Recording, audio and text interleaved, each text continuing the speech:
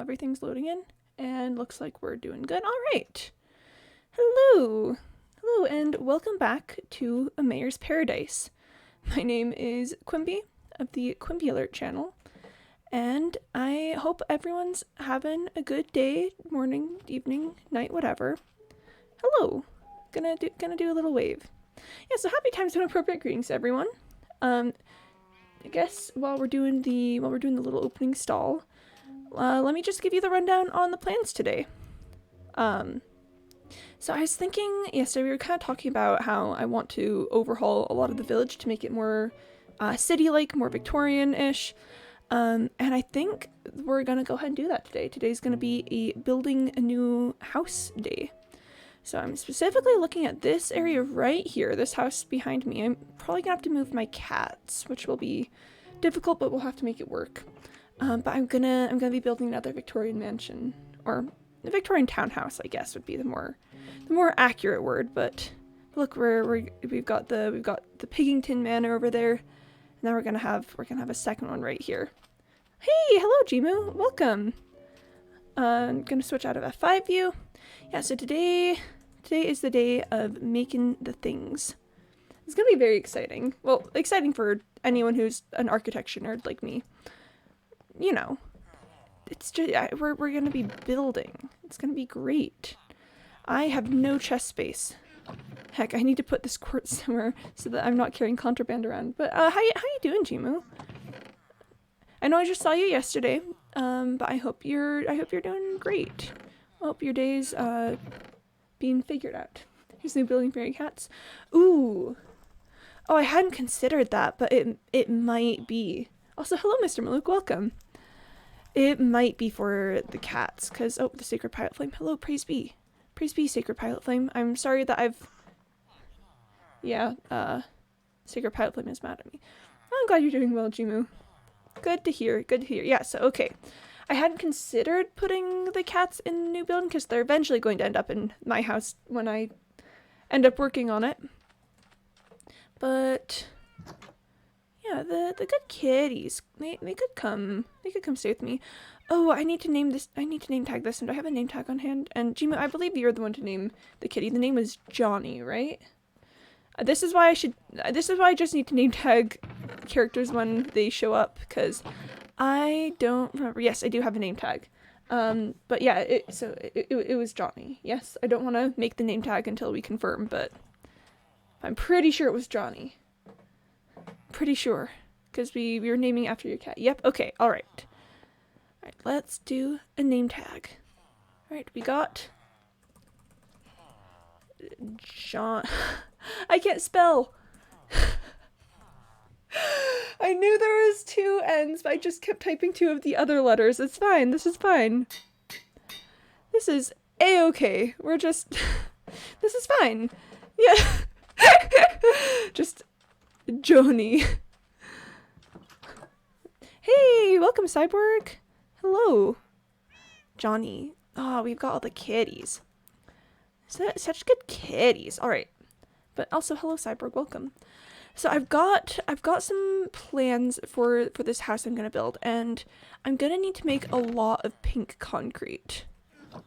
And I need to get polished diorite, because I want to have like color schemes for the houses that are gonna be built, and this house is gonna have a color scheme of okay, so I've got some gravel. It's gonna have a color scheme of like pink and just like whitish gray. It's gonna be very pretty. So I'm just taking a moment reviewing my chest space, making sure that, okay, I feel like I had some extra stone in here, maybe? I had some extra stone somewhere. There we go. Okay, that's less space to be taken up. So I just quick need to go on a hunt for sand and gravel. So yeah, how's everyone feeling today? How are the vibes? I hope things are, I don't know, doing great for you guys. Oh, thank you for following, Fragilities. Hello, welcome. Welcome to stream. I'm making things today. It's, I'm very excited for it. But yes, hello, welcome. I mean, unless that's a bot, which has been happening lately. But if you're not a bot, then I'm glad you're here. So I'm heading over to Bread City to look for some gravel because, I don't know, I feel like Bread City is a good place to look for gravel. I haven't really tapped it in way of the gravel. My parents are going to buy cake for a birthday party. Yo! Oh, cake is so good. Listen, cake is absolutely fantastic. I'm so happy for you. That's awesome. We do love cake around here. Cake is very good. But yeah, no, that's so cool. What kind of cake? I hope it's the tasty kind of cake. Which, if we're gonna be real, is pretty much all cake, so I'm sure you don't have to worry about that. I know, I'm just a big cake enthusiast, honestly. I just think it's very good. Bap. Bap. Alright. Let's go hunting for some gravel. Gravel! I wish to hunt you. Nice. Oh, that looks kind of sketch. We're going for it. Okay, ready? Yep, that's about what I figured would happen. Probably chocolate with buttercream frosting. Oh, that is very good. That is very good cake. Oh, nice. Oh, what's everyone in chat's favorite kind of cake? I'm a big fan of, I like chocolate with, like, a vanilla flavored frosting. I think it's a good contrast, like, not too chocolatey. Just, like, it lets you get the sweet in without feeling overwhelmed by it all. I really like cake. I miss respiration. Man, do you guys remember when I had respiration? Those were the days. Hello! Hello, Duck. How you doing? How's it going for you? I'm getting a bunch of gravel right now because I'm going to be making a lot of pink concrete because I'm building a Victorian house today. Or technically townhouse. Could you? No, I'm feeling pretty good. Feeling pretty great. Oh, we're talking about cake right now also. I'm not a big cake person, so I'm going to cheat and say ice cream cake. Ooh, ice cream cake is honestly like one of the greatest inventions of the world. You know, it's like ice cream but also cake. You'll love to see it. Can I sleep?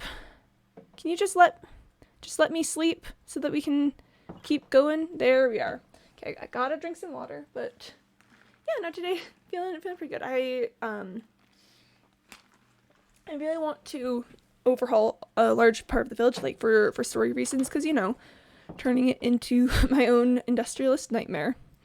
And we're doing some of that today, which I like a lot because I've kind of been ignoring the like building houses section of redoing the village, because I don't know, just other things got in the way. But now we've got we are focusing on that today. So yeah, doing good. Chocolate with buttercream, vanilla frosting, and ice cream. Ooh, okay, that just sounds very tasty. Man, cake is so good, and there's so many different kinds of cake, and like all of the cake is good. I just like cake. I really like because you know being just a like I don't know person who can't eat a whole cake by themselves. I really like making mug cakes too.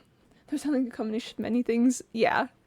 Oh, we love the good combos, but yeah, so I like making mug cakes a lot too. You know, whenever it's just me wanting to eat cake, mug cakes are a great way to go because then you get to have the cake without being like, oh heck, I gotta eat all this cake. I also like the type of cake where vanilla and chocolate is mixed up in one batter. Oh, like I have a deep voice, so I can't say cake without sounding foul. Oh, bless.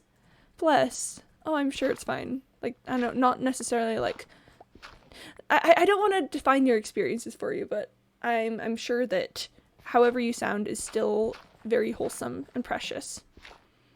Just because I say so, and clearly I cannot be argued with. I'm the mayor, so you know, anyone who dares to contradict me will face my wrath. You know. But oh, but the kind where it's like chocolate and vanilla mixed together, like zebra cake kind of vibes. Because I really like making zebra cake, actually. It's one of my favorite types of cake to make. I love how positive you are. Thanks. I'm trying my best to just, you know, do and feel good things, I guess. I don't know. Words are a thing, but thank you. Just wait until I actually get, like, closer to something. It's kind of a tidal wave. But yeah. No, but I do love making zebra cake because it's just really fun to, it's really fun. Okay, so making zebra cake it's a really great process because what you do is you make the vanilla batter and you make the chocolate batter, and then you take like a third of a cup of each and like pour them going one and the other. In fact, I've never actually tried red velvet cake before. Ooh, oh, I do love red velvet cake. So red velvet cake, we need a Quimby and people. I know, I'm working on it. I'm just, okay, so my main concern is that I don't trust myself to be able to prevent it from turning into an anarchy server, because I've never like made a server before, even like been on many public servers. So I don't know like how to regulate it well. But I do think having, I'd call it like the constituents SMP, but I think it'd be very nice to just have a place that we could all hang out and play Minecraft together. Oh, but red velvet cake. So I've heard people say before that it's like basically just chocolate cake with a whole ton of like red food coloring, but I think it tastes superior to regular chocolate cake. Like, I know, just waitlistings only people you want can join. Oh, there's a thought. I'd have to figure out how to do that, but that is a thought. Yeah, but oh, let's go check that out. Oh, yo, it's a little cave system.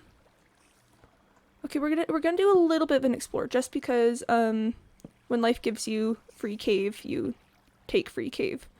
But okay, yeah, so I'd have to figure out how to do whitelisting and stuff. But that would be a way to regulate things. This is a deep cave. Secret tunnel through the cave system. Oh my gosh, does this go all the way down? Wait, hold on. Wait, does it, how deep does this go? What is going on here? Wait, no, but this really is, yeah, this really is secret tunnel vibes. Oh my gosh. Whoa, that's so cool. This was just hiding under there. How wild is that? I mean, you think you know a random open plateau of things, but like, wow. And it continues on. Oh my gosh. I'm gonna have to explore this place further at some point. Maybe not right now, because I do wanna continue with building vibes. But like, how deep are we? What's the Y level? 29. Okay, so not too deep. Yeah, vibe check on Octopus and Fitzwilliam. Oh yeah. Happy? Oh, that's so good. I'm so glad that they're happy. We do love Octopus and Fitzwilliam. They are the good lads. Oh gosh, what was I even saying before this? They're coming to the party? Yeah! Oh, the wholesome hours. The wholesome hours. Oh, hello. This is not wholesome hours. This is in fact, less than wholesome hours. Alright, come at me, bro. Come at me. Oh, there's a creeper over there. Oh, hello. Would you like to perish? Would you like to experience death? Apparently, yes. Incredible. You'll love to see it. Okay, I'm getting too invested in this cave system. I am getting too... I accidentally got a fruit cake once for my birthday when I was like 11, and one of my friends at the time got mad because he hates fruit, so he got no cake. Oh no! Oh, that's so sad though. It's just like, what if you wanted to have cake for your birthday, but then it was fruit cake? Oh, bless. Asks a dead thing if it would like to experience death. I mean, it still got the question answered, you know? It's still that I needed to know. I had to ask. Okay, so this is the end of this little area. It's still good though. I love fruit. Oh, nice. I'm glad to hear it. I personally have only heard like horror stories about fruitcake, so I don't know that like I would want to experience it necessarily. But I mean, if you like it, like I'm all for it. Like, go for it. You eat your fruitcake for your birthday party, and like, sure, your friend doesn't get cake, but you know, whatever. Maybe your friend should have thought of that before they didn't like fruit. Huh? You know? Maybe they should have considered. Would have been nice of them. Oh, hello. Perish. I don't know why he's using my bow at close range there, but you know, whatever. Whatever, it's fine. But yeah. Just maybe your friend should have considered actually liking fruit before being your friend so that they wouldn't be disappointed by fruitcake. I'm getting way too invested in this cave system. I was here to get gravel so that I could make concrete, and this is rapidly turning into not that. I'm so upset to this day tomatoes considered fruit. I mean, okay, so the thing about tomatoes is that going by like biology stuff, tomatoes are fruits because they're, you know, like they grow in vines and contain like the seeds and stuff, and those are all elements of fruits. However, if we're talking nutritional value, tomatoes are very much in the vegetable category because tomatoes have the nutritional value of vegetable, but they are technically considered fruit. It's like, you know, it's like the old saying, you know, knowledge is knowing that tomato is a fruit. Wisdom is knowing that not to put tomatoes in fruit salad. It's like that, you know. It's technically correct, but don't treat tomatoes like other fruits because they will certainly mess you up. Oh, is this enough gravel? Do I need another stack of gravel? I was just about to say that. Yeah, no, the old saying. I think I've been getting gravel for a long time, so we're gonna leave that for now. I do need pink flowers though, because so I'm making a pink house. It's gonna be mostly pink with like diorite, with like diorite accents, and it's gonna be Victorian inspired. There's gonna be like a porch. It's gonna be so pretty. You can't bite into a tomato like you can bite to a banana apple. Oh, fun story. Okay, so Jimu, actually funny story about that. I eat tomatoes like apples. I just grab tomatoes and then I bite right into them. Suck the juices and the seeds out, and then I eat the rest of the tomato. When I do D&D and a new person asks what's the difference between intelligence and wisdom, that's what I used to explain it. Yeah. No, okay, but yeah, I do legitimately eat tomatoes like apples. Listen, it's just objectively the best way to eat them. You just have tomato, bite tomato. Are you a vampire fruit? That I'm not gonna say no. I'm gonna say probably not. My Little Pony. Oh, I do remember that. Oh. You know, sure, that sounds cute. I can be a vampire fruit, but hold on, I gotta drink some water. But listen, guys, because like, if you cut up tomatoes, then you lose the juices on the inside, like some of the seeds and stuff, and that's some of the best part. So you just a legitimate. Sorry, I can't talk. Let me collect my thoughts and then speak instead of just spouting lots of random stuff. So to be fair, you don't just bite into like any old part of the tomato. I always start at the top. If Madam Pigington can be a vampire, you can be a vampire fruit back. Oh, thank you, Mr. Maluk. I've always hated tomatoes, to eat tomato soup and ketchup on my burger. Interesting. I literally gag when I try to eat them. It's the texture. It is a rather unique texture. But when I eat tomatoes, I always start from the top, because if you bite into the sides, then you don't get access to all of the portion, like all of the sections on the inside of the tomato. I'm looking for pink flowers. Can you make pink dye by combining like red and white? Hold on, how do you pink dye? Oh, you can. Oh, okay, that's much simpler. I'm gonna go get all these poppies then. So I always start with tomatoes at the top, like bite into them, pull off the top, then make sure that I suck the juices out of each compartment, because tomatoes have like little compartments on the inside. And then just like rip apart the rest of the tomato. It's very satisfying. And yeah, probably cements me as like some sort of vampire. It just listen, guys, it's just a good way to eat tomatoes. You can't knock it until you've tried it. If William and Octopus are watching with me. Oh, that's precious. Oh, that's so good though. Oh, that's darling. They are friends. They watch the stream. Oh. I do love how the vibes oscillate from, you know, wholesome, precious times in chat to an absolute like nightmare realm. You know, like here we are talking about eating tomatoes like a vampire, and it's like, oh, but the octopus and like and Fitzwilliam the blue llama, you know, just, you know, I just think that's interesting. All right, I'm gonna get 35 because I don't know how many I'm gonna need. And then I think we're gonna head back to New Stoke City to get working on the things. Oh, thank you for subbing, Tuck. Oh my gosh, welcome to the crew. Hello, thank you.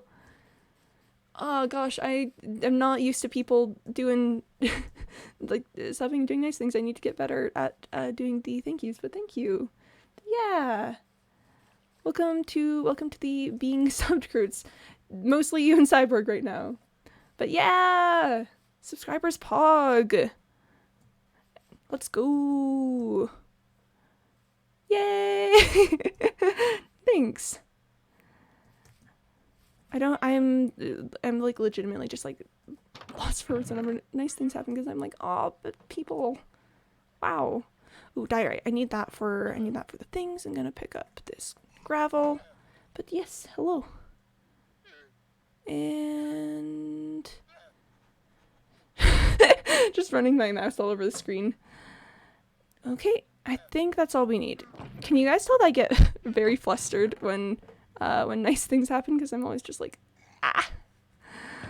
Bless. Rip to me in particular, but yo. Hey!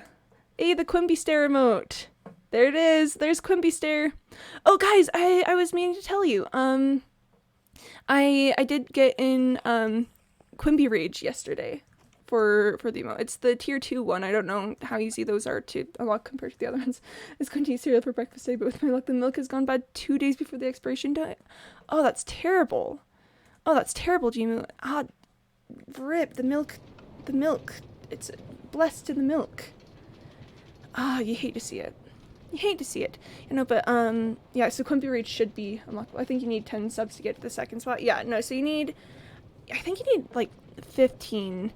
I know that, okay, so there are, like, the 3, like, you've got 1 slot for each tier of subs, and I've got, Quimby Rage currently as, like, the 2nd tier emote. I don't know if that's easily unlockable with things, but, like, hey, eventually, hopefully there'll be room for Quimby Rage in the tier 1s, because then you guys would just have access to it without, you know, without having to do weird shenanigans to try to get it. But yeah. Gosh, imagine Twitch saying, no, you must have a certain number of things to have more emotes. Honestly, rip to Twitch. I would never restrict the number of emotes. I don't know where I'm going with that. Where do I have sand? I should have sand somewhere. Ah, there we go. And then there should be some more sand somewhere. I've got a lot of sand. Let's see. Twitch. Limits emotes. I'm getting the feeling there's a part 2 to this. I'm getting the feeling that there's like that there's a continuation of the statement after this. Alright, I'm ready for it, Mr. Milk. I'm ready. I'm like glancing over at my chat every few seconds. Am I out of sand? Am I out of sand? I just hit 3k Quimby coins. I'm so happy. Hey! Hey, congrats. I'm still waiting for another emote spot so I can make Harry Poggers. Yo, that's so funny, actually. Okay, but that's actually, like, so funny, though. Quimby. Infinite emotes. Exactly. Okay, so I like the conclusion that it's, like, Twitch limits your emotes. Quimby would never limit your emotes, ever. Because that's the facts of it.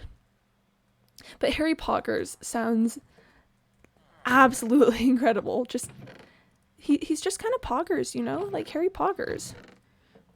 Just poggers, man. What you gonna do? Oh, I love that. I love that, Duck. That's so good. Let's see. Let's get the things put away in my inventory. String goes down here. And my system of putting things away is so messy. Don't worry about it. Don't worry. And then where am I keeping my white dye? There it is. And then here's that. I've got some more. I have to brush my hair, but I don't want to get octopus off my head. Brush around octopus. You know, just octopus, but around. You know, now we're thinking. Okay, and let's make some pink dye. Yes. And now we're getting, guys, we're gonna get the pink concrete. We're gonna get the pink concrete, and then I should probably move my cats before I do any serious building projects. Okay. Oh gosh. So I know we go like this, then sand goes like that, and then gravel goes like that. Yes, it does. Yes, it certainly does. All right. That will hopefully be enough to last me for a while. And I gotta get this turned into liquid. Not into liquid. Oh my gosh. I have to use liquid to turn this solid. Oh my gosh. Rip. Rip to me. Oh, I have flint somewhere. I have flint right here. And then I'm gonna drop some dye here. And gonna turn this diorite into polished diorite. Okay. Alright. Man, chat, the vibes are kind of good today. I almost feel like it's a Thursday kind of Tuesday.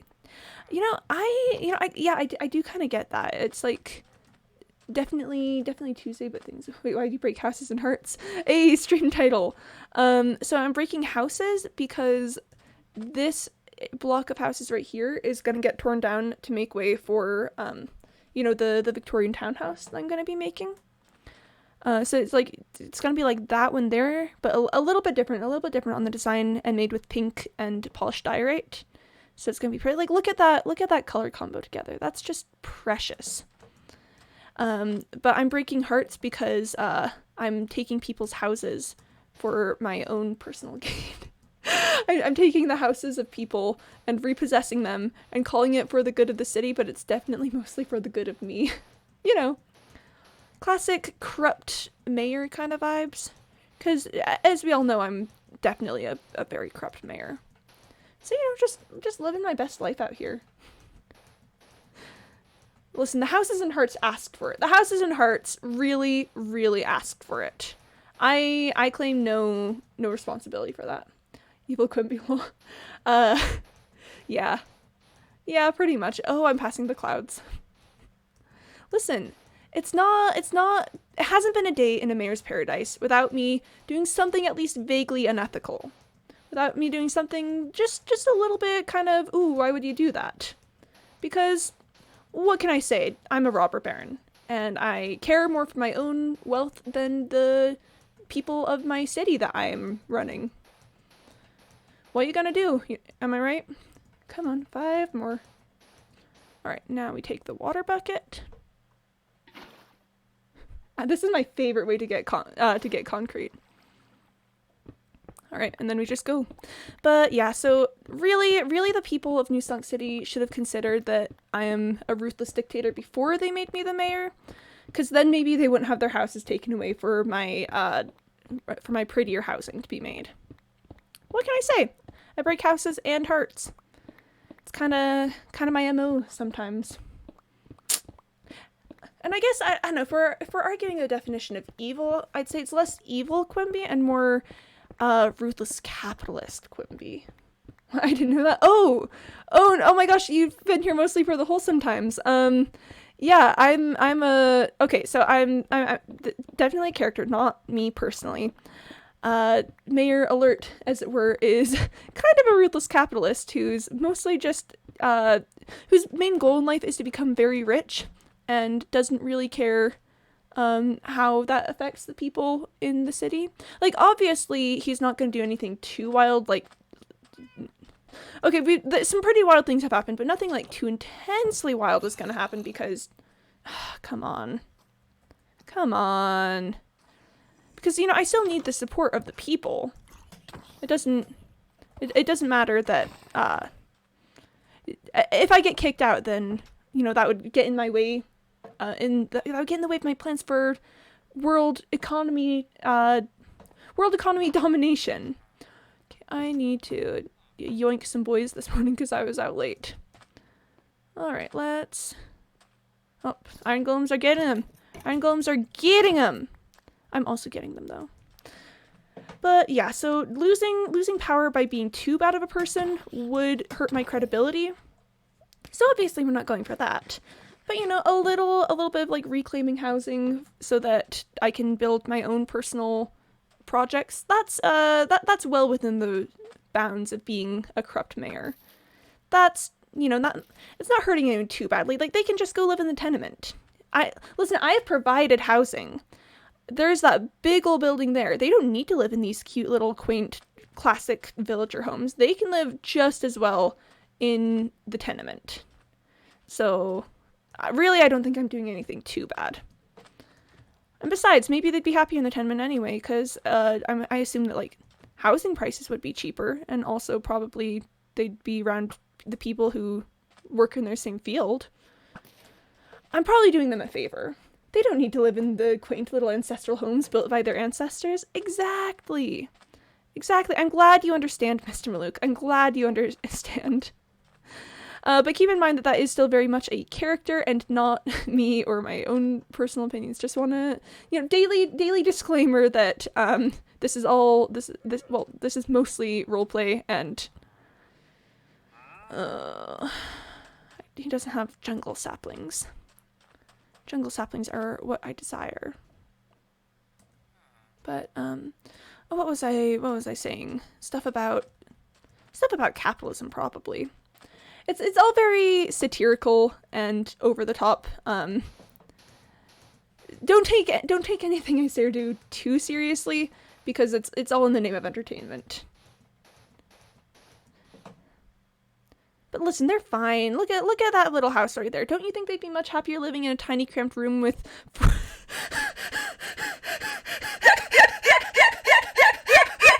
hold on, sorry. The tenement is the funniest building. The tenement is the funniest building to me for no reason. Here, I gotta get down. I gotta get down and show you. My phone died. Oh, bless. Okay, all right. When you make a server, we have to live in peace with the villagers and not enslave them. Sure. We'll figure that out. Okay, but ready? What? Here, I want an open. Here we go. Okay, are you ready for this? Are you ready for this? There's just 4 beds in every single room, and there are 4 floors and 4 doors, like 4 rooms in every floor. I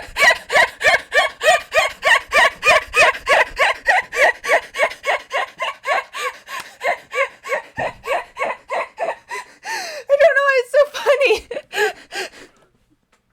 But look, it's just bed. Bed.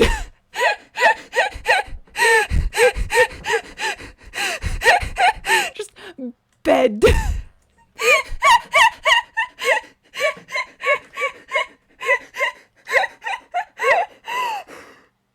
I have to stop coming in the tenement. I have to stop entering this place. Oh, bed emote. Oh my gosh, I have no more space for emotes right now, but bed emote is certainly on the list. Cause just bed. Just look at that. Okay, I gotta leave. I gotta leave before it gets too intense. Just bed.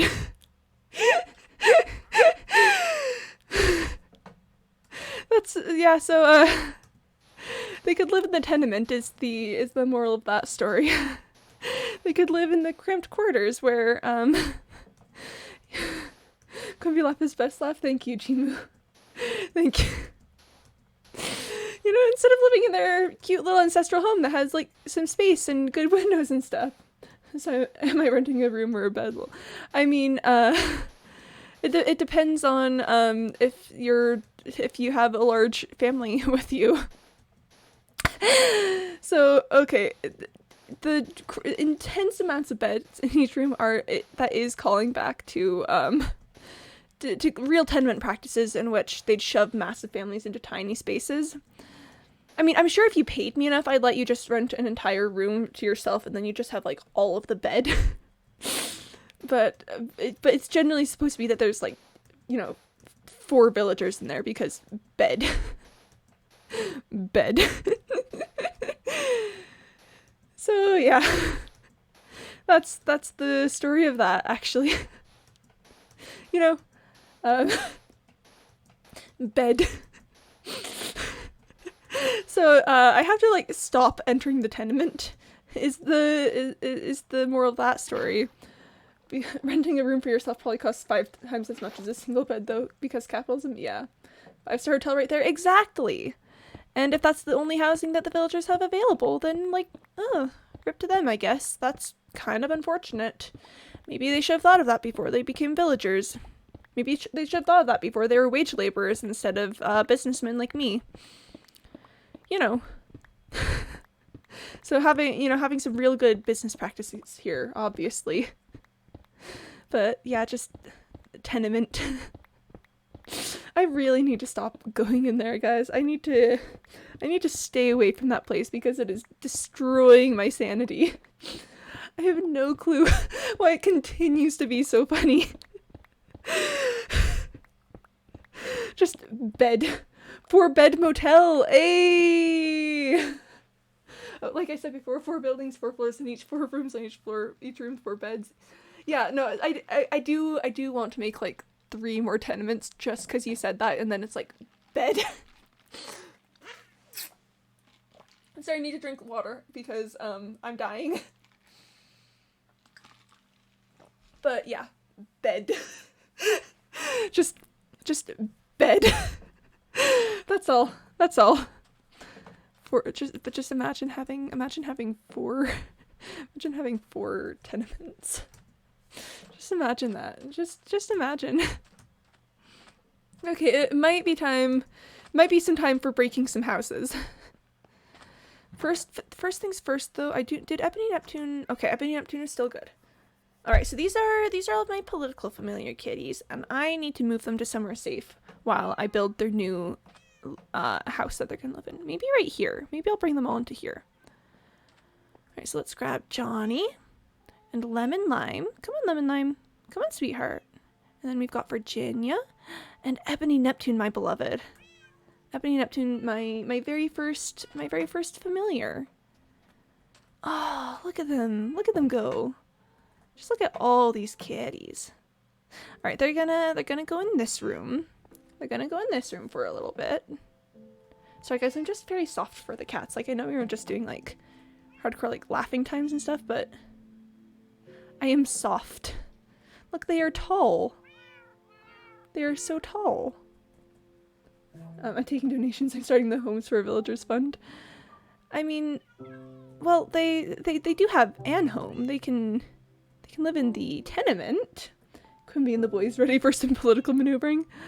Oh, at some point I should just take a picture with all of them. Okay. All right. Hey, Lemon Lime. No, Lemon Lime needs to sit. And Virginia needs to sit too. All right, guys. Here, I gotta get out. Here, Lemon Lime. Let me just shove you in. Just me and. Hold on. Let's see if I can get this right. Just. The quarters are so crimped. I can't get all of them in the picture like this. Me and the boys ready for some hardcore political maneuvering, Me and the boys. Look at that. I'll make a whole new village for them. I mean, sure, go for it. Alright, then we gotta... Okay, let's move away a little bit to see if any of them are still standing up and following me. I think we should be good. Yep, I think they were successfully transplanted. Alright, nice. Nice. The cats are successfully put away. So I'm just imagining, like, on the constituents SMP or something, it's just like, I find a village and you're like, And I'm like, oh yeah, I'm immediately like taking this place over, and you're just like, I will build an entire new village. May or may not be imposing tax on donations. They have to pay taxes on any donations you receive. I mean, hey, that is like a legitimate strategy for dealing with things, for dealing with people wanting to, you know, do campaigns that you don't necessarily agree with as the mayor. All right. And then, yeah, I'm going to be completely dismantling this home. So let's just start by... Yeah, okay, I gotta go to sleep soon because I don't want the villagers to be exposed to the evening air. You know, the evening air, it makes you sick, actually, according to a lot of the medical beliefs at this time. Evening air is bad for you. So don't go out and breathe the evening air. AKA, don't wait out for the mobs to show up. You know. We're imposing real life like things and analogs onto Minecraft. You love to see it. I'm just gonna dismantle this entire house. This entire house is just gonna be gone. Look at that. It's just, there was a house here and there's a house no longer. I don't know why dismantling things is funny to me, but just... Oh my gosh, it looks like a set prop! That's why I'm getting like the laughter. It's like, yes, come into this perfectly normal house. So like, say a line to the audience or something, and it's just like... It's literally just a set. Oh, that's funny. Bless. Alright, let's go ahead and get these walls down. I'm leaving the doors for comedic effect. Door. Just, what if you were just, you know, going around a village, kind of exploring, seeing the sights, seeing all the things, and then it was just like, wait, what? Door. That's all. And... Oh wow, my inventory's full. That's exciting. Not that I need the cut sandstone at all. I do want a space for the bed though, because I want to keep the bed. Oh wait. Let me just that. And of course, I'm just gonna make one more torch. Yep. That's the way to deal with that. Let's break this bed. And the doors. And look at that. Oh, I do kind of want the doors. Is there anything I don't need? I don't need this cactus. The cactus can just perish. All right. So here we go. I've cleared a space, cleared an area. I'm actually gonna clear my inventory because I don't like having this many things on me. But here we go. Now it's free real estate. Ayy! It's free real estate. You know that place where there was a house? It's free real estate. You know, it's like there used to be a home here. But now I can just do whatever I want with it. Okay, I have lots of things in my inventory. I have no space for anything. Oh gosh, why do I have so many? Oh gosh. I really need to get my chest more organized. But for the moment, it's time to go build a house. Okay, so I'm kind of pulling inspiration again from like the painted ladies of San Francisco. Okay, let me talk like my wider build plan here. I want there to be like oh wait, I think I was gonna dismantle this one too. That's why I took the kitties out of there. I mean, that does sound familiar. But let's talk the wider build plan while I'm thinking about it. So I'm gonna have 4 of these like Victorian townhouse style homes. There's gonna be like at least 1 block between them, so there's still like a way for people to pass through and stuff, but we're gonna have like 1, 2, and 3. I might need to count off the blocks to make sure I know exactly how many I'm working with. But yeah, so that's the gist, is that we're going to take these houses that once belonged to villagers and were once like a good place, and now it's going to be rich person housing, because, you know, unethical building practices. You love to see it. Oh, well, that one I didn't intend to here, that one's actually just gonna, that one's gonna stay there for a hot second. I'm not quite dismantling that area. Right. Bye-bye, house. You've been a real one. You've been a real one. Thank you for housing my cats for so long. But, you have a greater destiny ahead of you. Yep. Man, I love Victorian houses. Like, I was just thinking about it, like, this morning when I was playing, you know, getting the building plans finalized, kind of. Because they're just so unnecessarily everything. You know? It's like, Victorian houses really just said, I think I'll just, you know, do entirely the most. And then they did. That's exactly what happened to them. They were like, well, we're just gonna put like a balcony here, and we're gonna put like a massive porch there, and we're gonna do all the things. So yeah, that seems to work well. And just, like, good for them, honestly. Good for them. Okay, wait, so we've got, how many bricks wide is the Pickington's house? We've got 1, 2, 3, 4, 5, 6, 7, and 8. All right, that is, then if we leave like a little hallway here.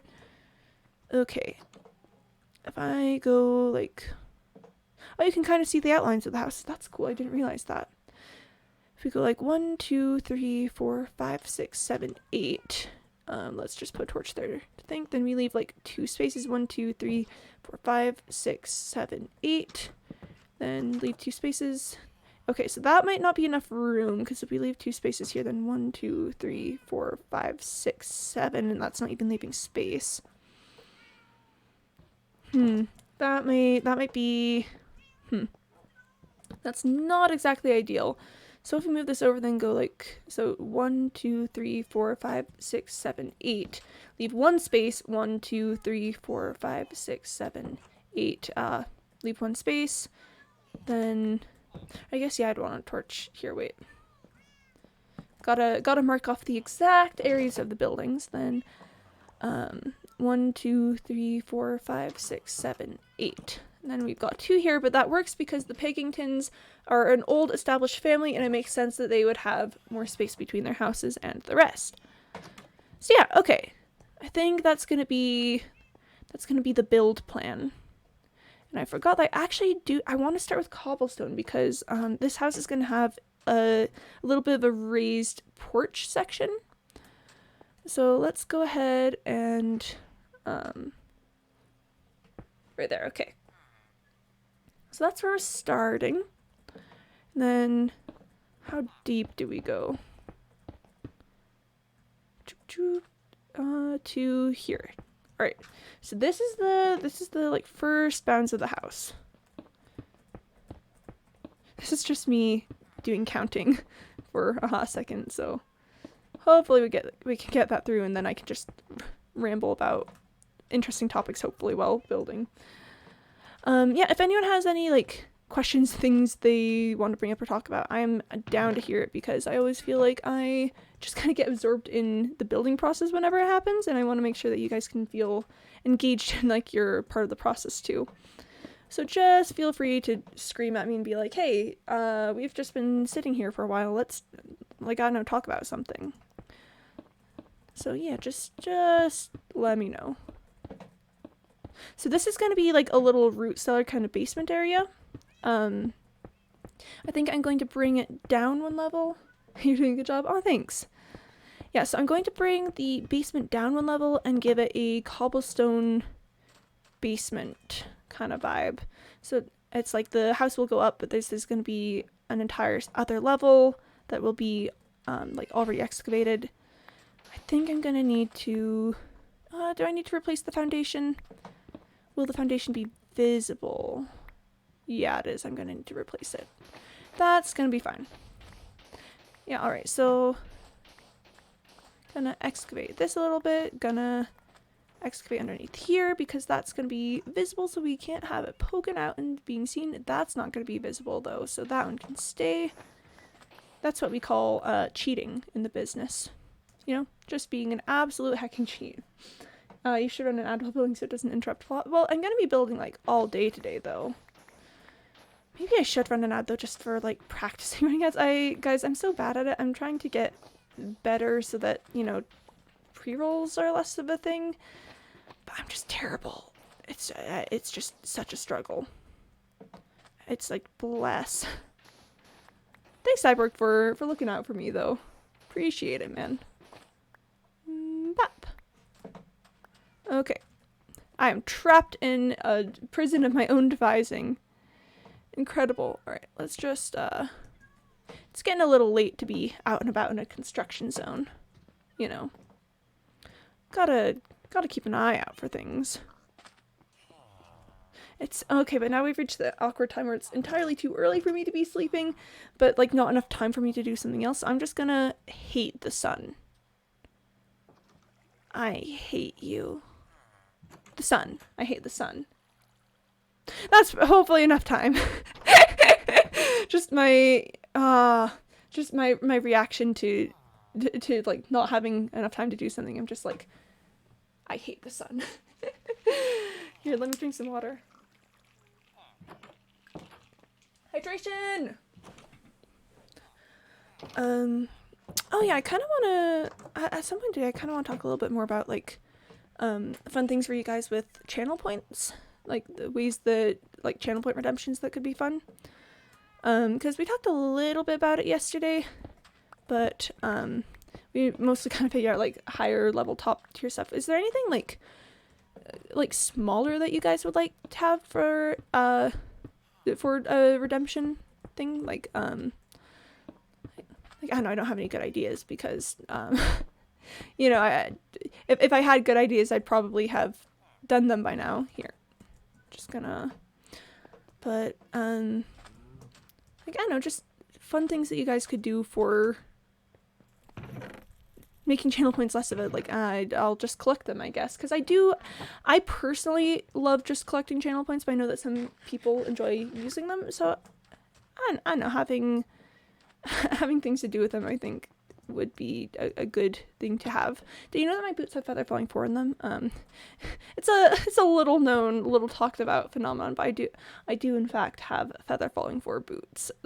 Just thought you guys might want to know. And then I gotta replace the floor. Man, you bring a floor done, you're actually taking out 2 floors. Who would have known? Who would have known? Probably me. I probably knew that.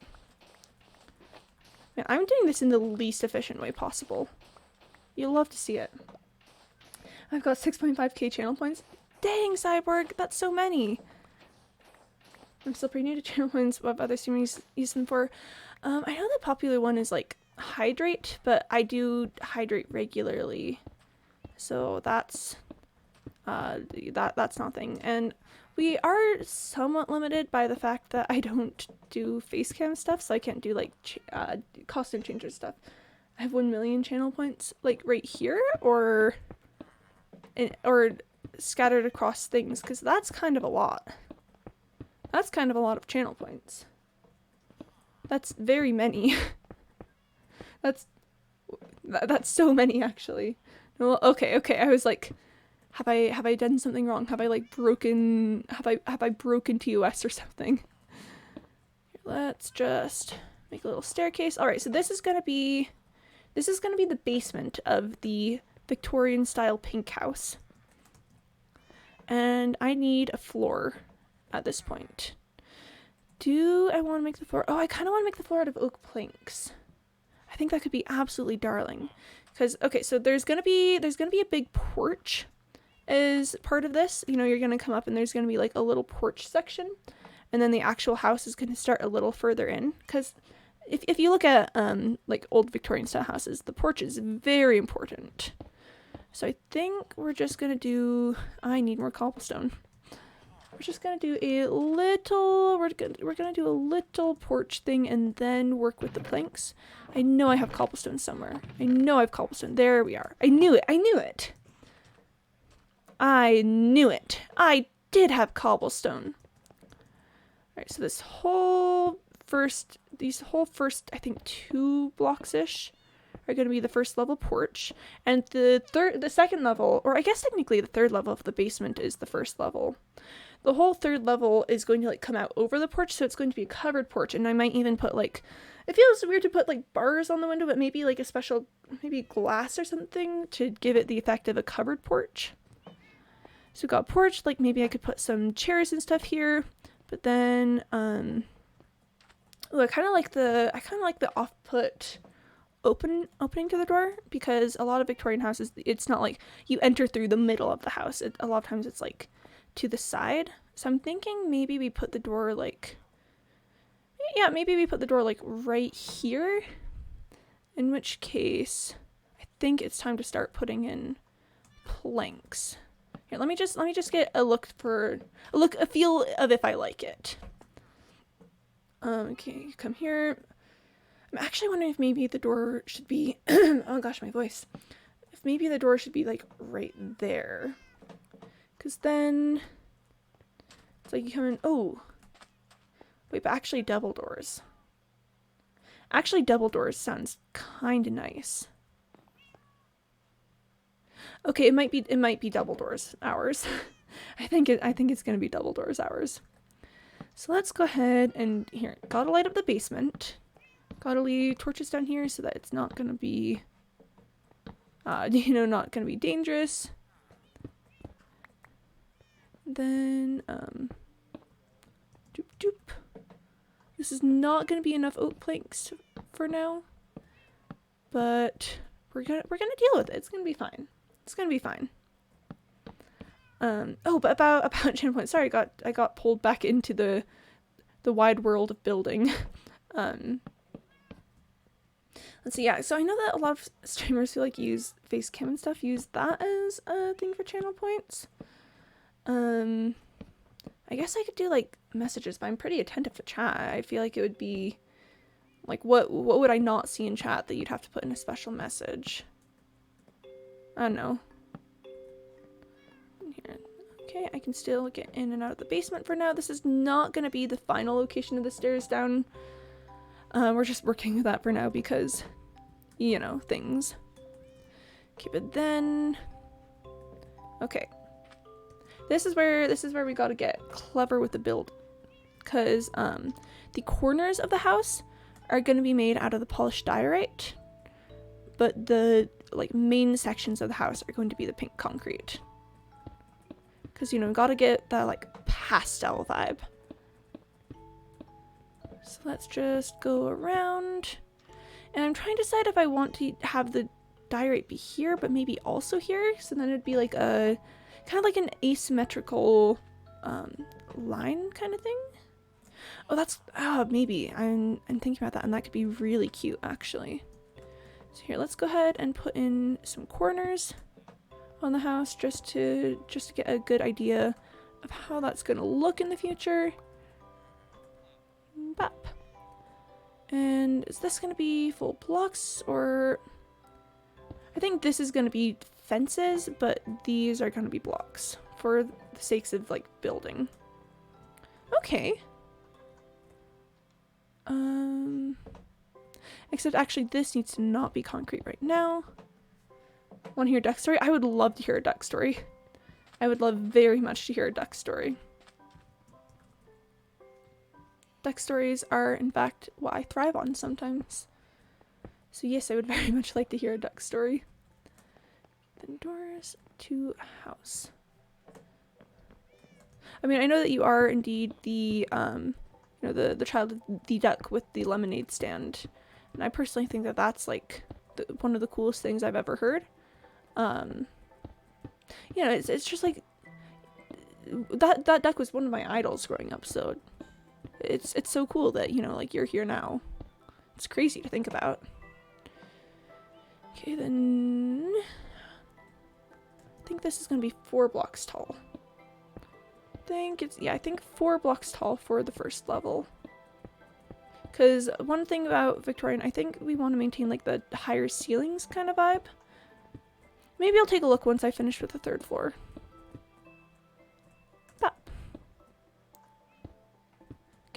So there's gonna be windows, obviously. This isn't just gonna be like all pink concrete. But let's see. 3 blocks tall. Let me go look in the Pigington's house to see what I did there. Let's see. 1, 2, 3, 4. Okay, so I did go 4 tall. And I kind of like it. I kind of like the spacious feel of the room here. Okay, so yeah, I think it is going to be 4. Okay. Let me get up. Okay. Sorry, weird throat things. Doop, doop, doop. You know, while you're like getting ready with the duck story, I just want to say, like, ducks are some of the craziest little creatures I've ever seen. Like, if you ever go to Niagara Falls, you'll just see like a lot of ducks floating around near like so close to the actual Niagara Falls, and it's like, what are they doing? Why are they doing that? Why are they there? And they're just kind of like having a good time, I guess, just riding the waves, I guess. And it's like, why do you do these things? Why are the ducks this way? And they just are, is the thing about that. They just like to go for thrill rides, and it's crazy. Like, I remember hearing stories about like ducks in Austria rush, like in a high wind, like rushing down with the wind as fast as they can, you know, getting the wind at their backs and flying as fast as they can, then like swimming up a stream very slowly to get back up to the top. It's like, why are the ducks like this? They just do that over and over again because, like, I know it's fun for them or something, and that's crazy. Like what are ducks doing that they enjoy this that much? Why are the ducks like this? Why have the ducks chosen violence always? It's like, you know, geese are the absolute terrors of the night. Oh, I was gonna make the next floor happen here. I don't have enough oak wood. We might take a quick detour. Might make a quick detour to Bread City for some oak wood. For just for the things. Okay, now I play the game. Where did I put all the things? Okay. At Disneyland, the ducks like to be in the water even during Disney's water shows. I once saw a duck realizing its mistakes and frantically swimming away from a jet of fire that was part of the performance. Oh my gosh, wait. Oh, the water's on the outside, isn't it? Where did my water go? Wait, where did my water go? Wait. What just happened? Ducks are the IRL equivalent to Minecraft's Squid AI, but less death. I mean, honestly, I'm not going to disagree with that. Where did my water go? Is it like on the roof or something? Where did my water go? What? I don't understand. It just went somewhere. Oh, have you seen my father? I think he's been abducted. We went to the train station because he works there as a conductor. We searched for him far and wide. It was definitely a tough case to quack. Finally, we found out he was taken by a quackodile in North Dakota. He said, "If you want your father back, give me 1 million bills." I point at my face and say, "That's impossible. I only have 1." I think the water ended up on the roof. Okay, that's a good story. I very much enjoy that story because the ducks. Yeah. Why would you be that way? But yeah, no, good story. You've got these duck puns just. You've got these duck puns down quack. I'm sorry. Just. Yeah, it's like, man, you've really got those duck puns. It's because of the ceiling and slabs? Ah, I see. I see. Okay. But yeah. Oh, the duck puns are so good. The duck puns are so good. Oh, I just put... Okay. I have so many things everywhere, and it's kind of terrible. Down pato, pato is a duck in Spanish. Hey, we're getting the like multilingual duck puns. Okay, I'm getting rid of a lot of this sandstone. I use it for nothing, and I hate it. I will take this sandstone. I'll take the sandstone over here. Oh gosh, I'm gonna go behind this hill. I'm going to take the sandstone behind this hill with me. All right, here we go. Here we go. I just gotta go to work, unfortunately. See you later. Have a great scene. Yeah, no, thanks. Bye. Bye, duck. Farewell. Bye. Good luck at work. I hope you have fun. Bye. Or as much fun as you can have at work, I guess. Hope it's not terrible. I hope you enjoy yourself. Bye. Farewell. Have a good day. I'm very sketchily leaving a bunch of sandstone behind a cliff. Yep, bye. Thanks for coming around. It's always fun to have you here. Yep. Oh, hey, Cyborg. Cyborg, we have the bots. The bots are here. Cyborg, the bots are here. Cyborg, this is our hour of need. Hey, there we go. There we go. Yeah. Get him got. Get him. Get him. Where did I just... Here's where I just emptied space. And those things are going to. And that. Actually, wait, I put flower pots in here. But yeah, good job, Cyborg, with being the mod. And yeah, we'll miss you, Duck. I don't know if you're still here listening, but we'll miss you. Bye. Good luck. Good luck. Hope you have a good work and that things aren't terrible. Okay, I'm headed off to the Bread City. Justice for Mr. Milkboy. Oh yeah. Oh, Cyborg, we've got another bot message a little earlier. It's the one right below your bye message. But that's some good modding to have to notice Cyborg again. Yeah, but also hello Dewan, welcome. Welcome, it's good to see you. You know, I was working on emotes yesterday. Yep, how are you? I'm doing good, yeah, so I was working on emotes yesterday. Quimby Rage should be somewhere in the repertoire of things. I don't think it says the tier 2 sub emote because I only have one slot on tier 1 right now, but hopefully that'll work out somehow. And I was going for the Justice for Mr. Milkboy emote, but I think it's still I think that it's still being approved. So that one is unfortunately unavailable right now, but yeah, I got some work done on the emotes yesterday. So hopefully that'll be good. That'll be chill times, preferably. But yes, hello, welcome. Good to see you. Good to see you.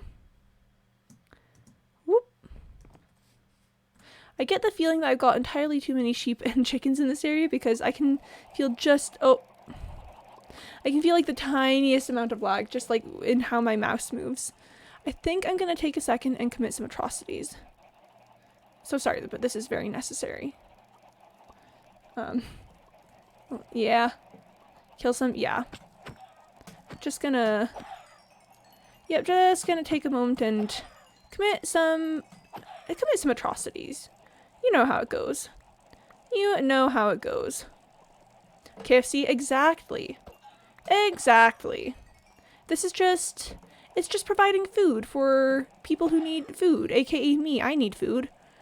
Actually, I'm probably gonna trade most of this off to my butchers over in Bread City Outpost 1. Yeah! Oh, fire! We love fire. Arson.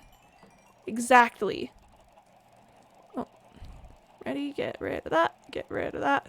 Get rid of that. Oh, well, I just messed up my thing. Okay, no, we're good. We're good. Alright, and I'm looking for the chicken. Please give me the chimpkin. Not in front of Octopus and Fitzwilliam. Oh no! Octopus and Fitzwilliam's innocence will be forever ruined. I'm so sorry. I'm so sorry, but I need to kill some of the chickens so that the lag time is good. Okay, time here, join you later. Okay, yeah, no, cool. See you, Dewan. See you. Good luck with dinner. Good luck with that. But, yep. I think maybe a few more chickens, because I think there's still entirely too many in this space. Come on, give me the chicken. Give me the chicken. Give me the chicken. Cover their eyes. Oh yeah, that'd be a good thing. Don't choke on your food sounds a little ominous, I'm not gonna lie. That's just a little bit like, oh, that well wishes, but in the most ominous fashion, you know? Like good, we love well wishes, but also like ominous question mark? I am running out of space for these things. Don't choke on your aspirations. Yeah, that's the thing, that's the vibes that it gives me, is the whole you're gonna die kind of feeling. Okay, I think I'm gonna go here, just gonna make another quick lap around, but then I'm gonna go get rid of a lot of this stuff. Can I get out, please? Can I? There we are. Can I exit? Can I? Thank you. Pig. Alright. Hopefully that'll make things running a little better around here. Yeah, okay, I think the massive amounts of sheep I have might still be lacking it just a hair's bit, but it's not like physically noticeable anymore. Like when I showed up, I don't know if you could see on screen. Darth Vader dad jokes are top tier. It's just like he was a dad all along. You know, but when I don't know if you guys could see it, but I could like feel my mouse dragging just a tiny bit, and I was like, that's rather unfortunate. It's a little late to sleep, but I need to do things. Oh, the bunnies. Oh, there they go. They're all just going. Oh, that's so cute. Wow. Oh, they're so precious. They're so precious. Let me sleep. Let me we're not even that far away from night. Come there. Oh, we did it. We're sleeping. The sleep hours have been achieved. Oh, hello, Sally Ripper. Hi, welcome. Got here just in time for bunnies? Yeah. Hold on, I need to drink some water. Yeah, water drinking is good. Water drinking is very good. But yeah, the bunnies. Just out being bunnies. I need to get rid of all of these feathers, so I'm gonna just go quick trade with the Fletcher, and then we're gonna go get the wood we need for the Victorian house. But hello. Let me load off all of my feathers on you. Not that that's a heavy load to bear. Hey guys, which is heavier, a kilogram of steel or a kilogram of feathers? That's right, a kilogram of steel, because steel is heavier than feathers. That's all. That's all. Just I'm unloading my weight of feathers onto that guy. But now we see the bunnies performing a ritual to summon the food bringer. Traditions say if they don't get it just right, there will be no carrots next season. Look at them being very attentive and deliberate with their hops. Maybe I should enter there. I kind of get the feeling they're a little bit stuck. So let me just come in here and see if that frees them. You good, dog? Hey dog, what's up? You good, dog? You doing all right, everyone? All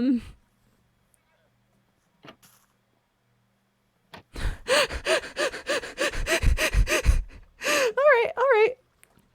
And we've got the carrots. And blackberry and toast. Here's a carrot and there's dog. Dog really likes this little hutch.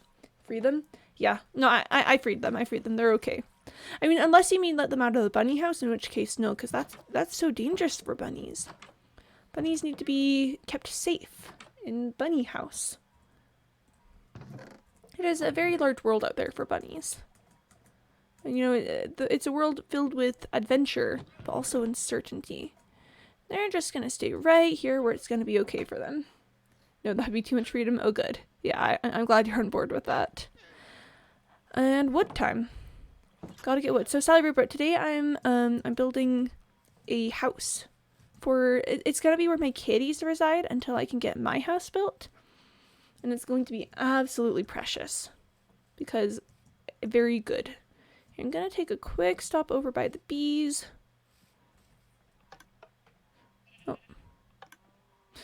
we're not ready for that yet then. Oh, let me just yoink these back in. I need to put more bottles here. Yeah, kitty house for kitties.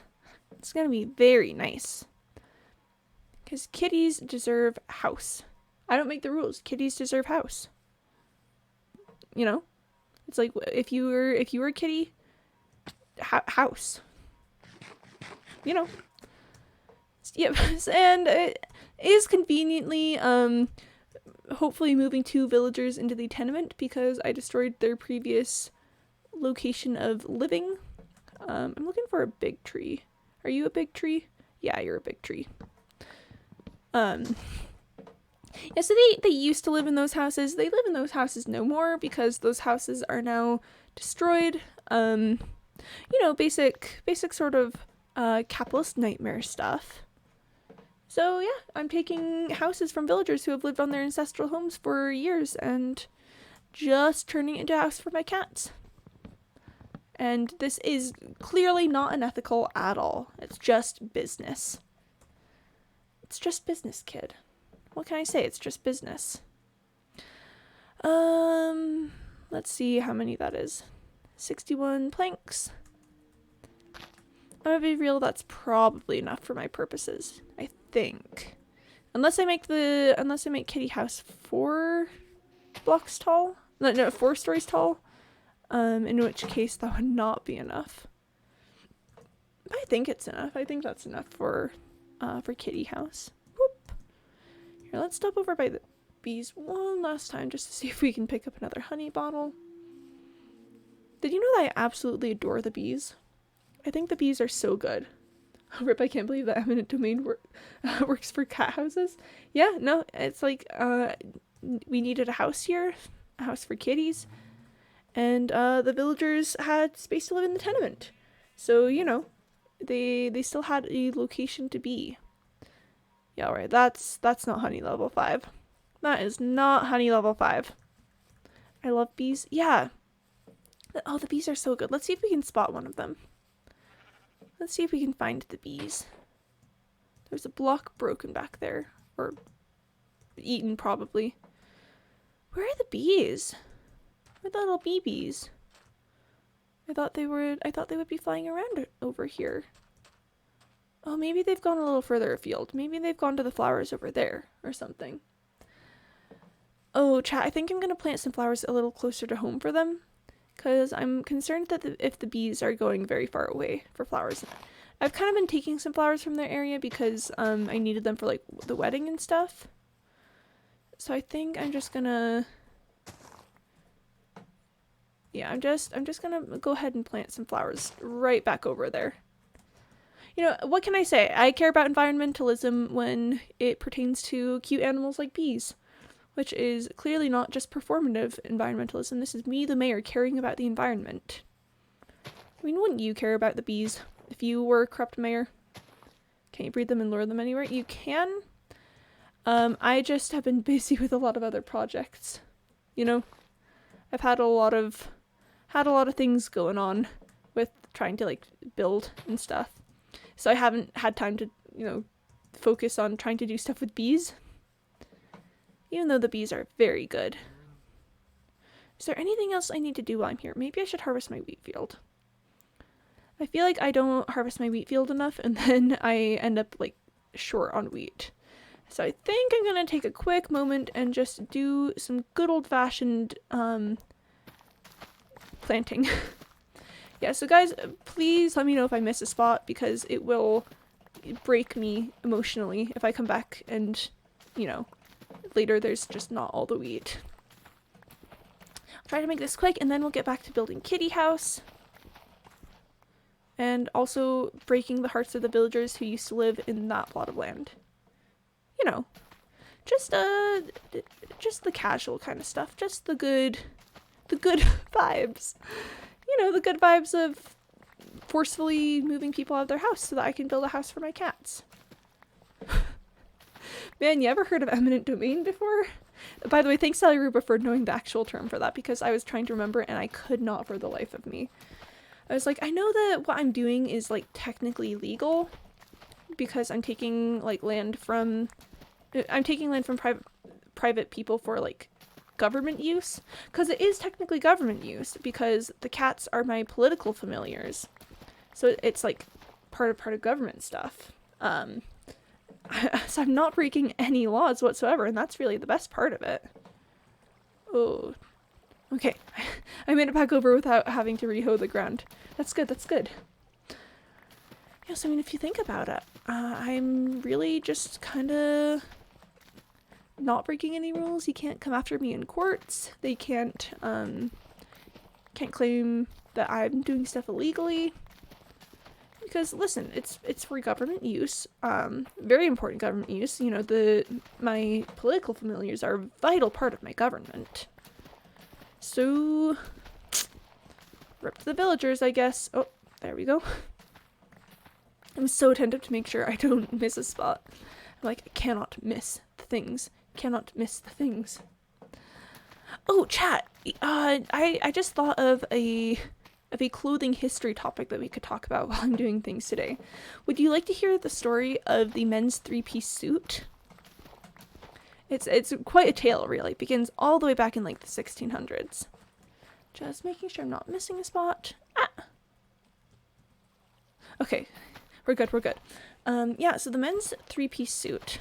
I'm going to assume that you guys are down for hearing the story of the men's three-piece suit because I haven't heard any violent objections yet. So the men's three-piece suit begins back in the 1600s. It actually begins with the restoration of the English monarchy. And for anyone who's unaware of the story of the restoration of the English monarchy, basically what happened was, I'm always down to hear about three-piece suits. Yeah, let's go. So King Charles I was killed in part of a revolution. And then England put in place the Directorate for a while. You know, there was Oliver Cromwell, Lord Protector, etc., etc.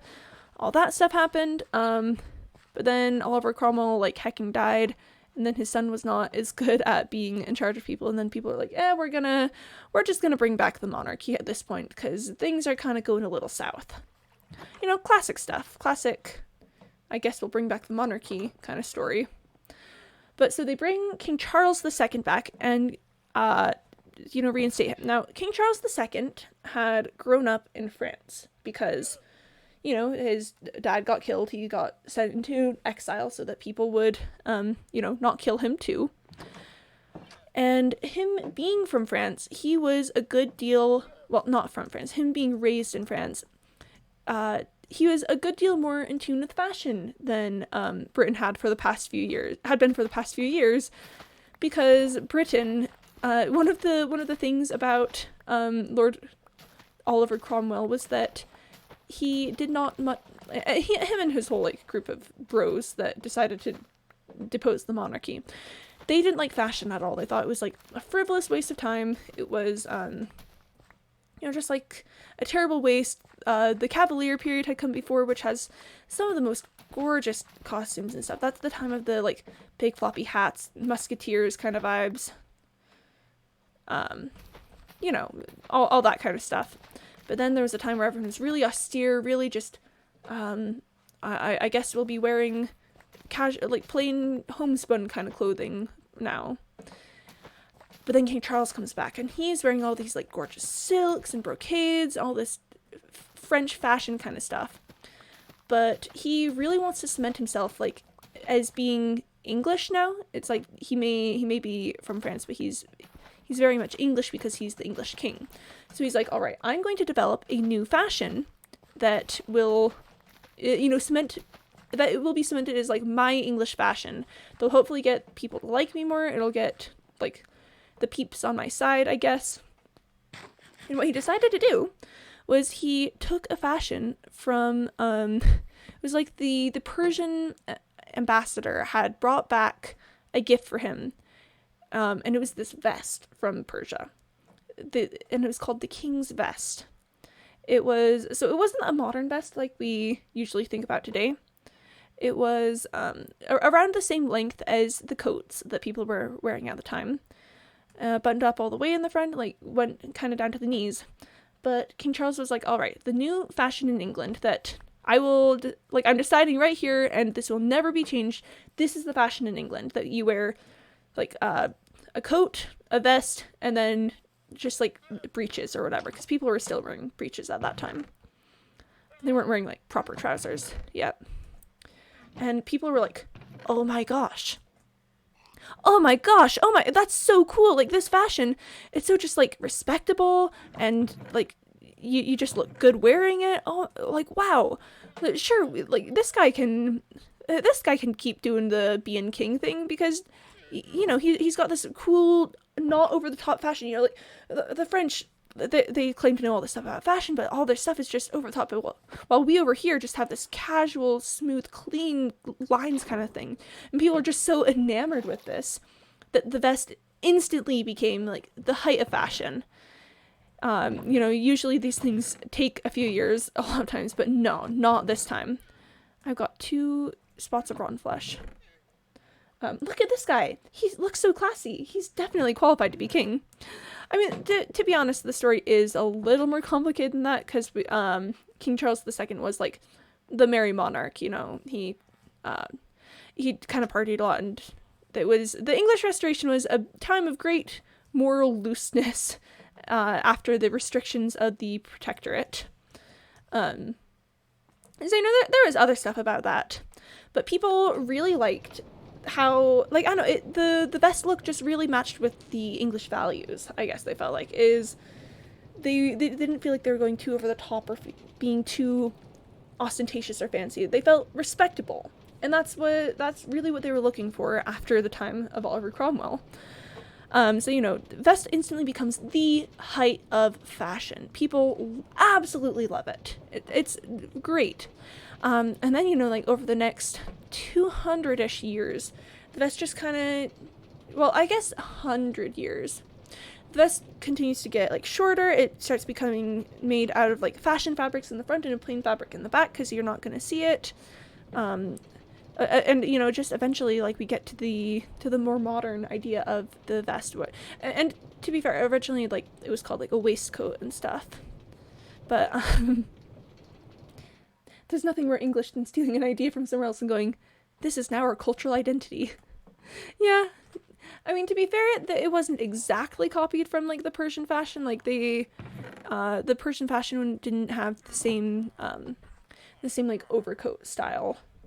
But yeah, you're definitely not too wrong about that, Salirubra. But yeah, that is the story of the waistcoat, as it were. People just being like, oh my gosh, that looks so cool. That looks good. This is now our thing that we wear always. I mean, and if we're gonna be honest, like, the waistcoat is like very good. It's such a good fashion. It looks good on literally everyone, and that's like pretty stonks in my opinion. I gotta do another layer of the outside, and then we can do the floor, because I want there to be 4 I want the first floor to be 4 blocks tall, and then we're gonna have the ones in between of that. But no, I just think it's funny that, the waistcoat or vest, which is such a staple of Western fashion, became so popular because this one guy was like, I'm gonna make this fashion that's gonna make people feel like I know what I'm doing as king. And then everyone was like, oh my gosh, this guy knows what he's doing as king. Incredible. And it's like, wow, that worked. So, just good times over here with the English. Gosh, I read some English Restoration theater this year, actually. And let me tell you, it's such a mess. Like, not... It's terrible, but not as in, like, the writing is terrible, like, the content is terrible. Because, you know, it was such a time of, like, more looseness, but not as in, like, oh, just sort of more looseness. It was, like, bad. You know, the conventions of the day were not the nicest to people, especially women. And that's like, oh, that's unfortunate that, you know, this is terrible like that. But, you know, it was the times. It was a reaction to, I'm going to turn these into steps eventually. It was a reaction to the previous era's, over strictness, and that's just kind of the way it goes, you know. It's kind of a known fact in fashion that times of, like, change and, things being a big deal and, you know, life being different, it tends to be when fashion is nothing. Oh, wait. I made this one... I made it too low. I have to redo it now. Incredible. I have to redo this entire floor, but... yeah. Fun fact, so talking about, like, times of big change being when clothing changes a lot. Okay, can I just say I love all the random things I learned from these streams? Oh, I'm glad. I know lots of random things, so I'm glad I have somewhere to share them. Hey, Archie. But, okay, so times of change being when fashions happen. One of the biggest examples of this is the French Revolution. So before the French Revolution, clothing had already started to change a little bit. Like, if you look at fashions like the chemise à la reine that Marie Antoinette had kind of adopted close to the end of her life, which is, fun fact, like the whole like cottagecore aesthetic is a lot older than you think, because like French ladies were doing it way back in like the 1780s. But so fashion had started to change from the big constructed sort of ball gown look of the 1770s, and we're starting to go to a looser, more naturally constructed clothing style. Again, look at the chemise à la reine, which is basically just like a white muslin gown, often like loosely tied with a ribbon and stuff. Again, a big change from the earlier period of elegance and like the polonaise, which the polonaise is a story for another day, because ripped the Polish, just absolutely ripped the Polish. But with that, I'm trying to think, because this next floor's got to go out. Okay, sorry. So fashion had already started to change. It was, you know, going a little bit more natural. And then the French Revolution hit. I have Feather Falling 4. The French Revolution hit, and all of a sudden, the things which had been in fashion, you know, like having expensive fabrics and constructed gowns and stuff, that became signs of nobility, and you know, kind of the old ways. So the people in France, you know, the actual revolution, just kind of immediately abandoned all that. It became illegal in a lot of ways. Like, there were sumptuary laws started happening with that. People are like, oh, you can't wear that because that makes you look like the noblesse. That makes you look like these terrible people who have, let me sleep, who have been oppressing us for so long, and I don't want the change that the glorious revolution is bringing.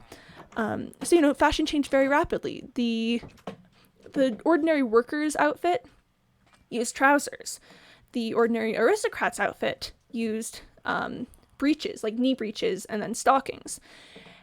Like, knee breeches basically kind of disappeared within 10 years, and that's such a fast time for fashion to change, that going from the traditional length for knee breeches had been worn for hundreds of years prior to this. You know, it had been the fashion ever since, like, upper stocks and lower stocks, if you'll remember that from my rant about pants and the introduction of pants into fashion. So knee breeches had been around for such a long time, then all of a sudden they're not just like out of fashion, they are dangerous to wear, because if you're wearing knee breeches, that means you're aristocracy, that means you're bad.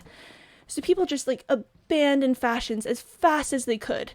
The Regency style, the like high-waisted empire lines, very loose, almost no structure to the dresses at all.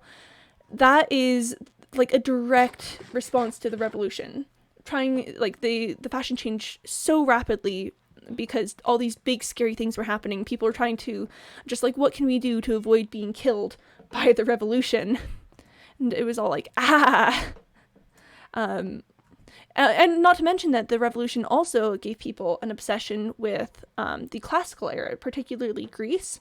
If you look at a lot of the like late 1790s fashions for women, you can see a lot of portraits of ladies that just look absolutely Grecian. Like their hair is done Grecian. The dresses that they're wearing are basically like chitons from the Greek era, and it's just all because they're like, yes, the republic, the democracy, all this stuff, and that's such a Greek thing, or it's associated with Greece in Western society, that people became very, like, dressing Greek became kind of a sign of patriotism. And remember, patriotism was really good because if you were patriotic, then hopefully you wouldn't get killed. So it was such a big time change. And a fun story, actually, the French Revolution is what like ruined men's fashion. Because if you look at fashion before the French Revolution for men, they still had access to like all the bright colors and all of the like cool things about it. And it's like, wow, just fashion good, I guess. But then that became, again, a sign of the aristocracy. Rip to the torches. I'm going for those, actually, because those are part of my building plans. So again, it's a matter of survival at that point, really. It's chic to dress Greek. Ayy, we love turning it into a kind of clever way of saying it, clever quote. I think I'm gonna bring the roof out with the pink concrete and then have 2 layers of the wood.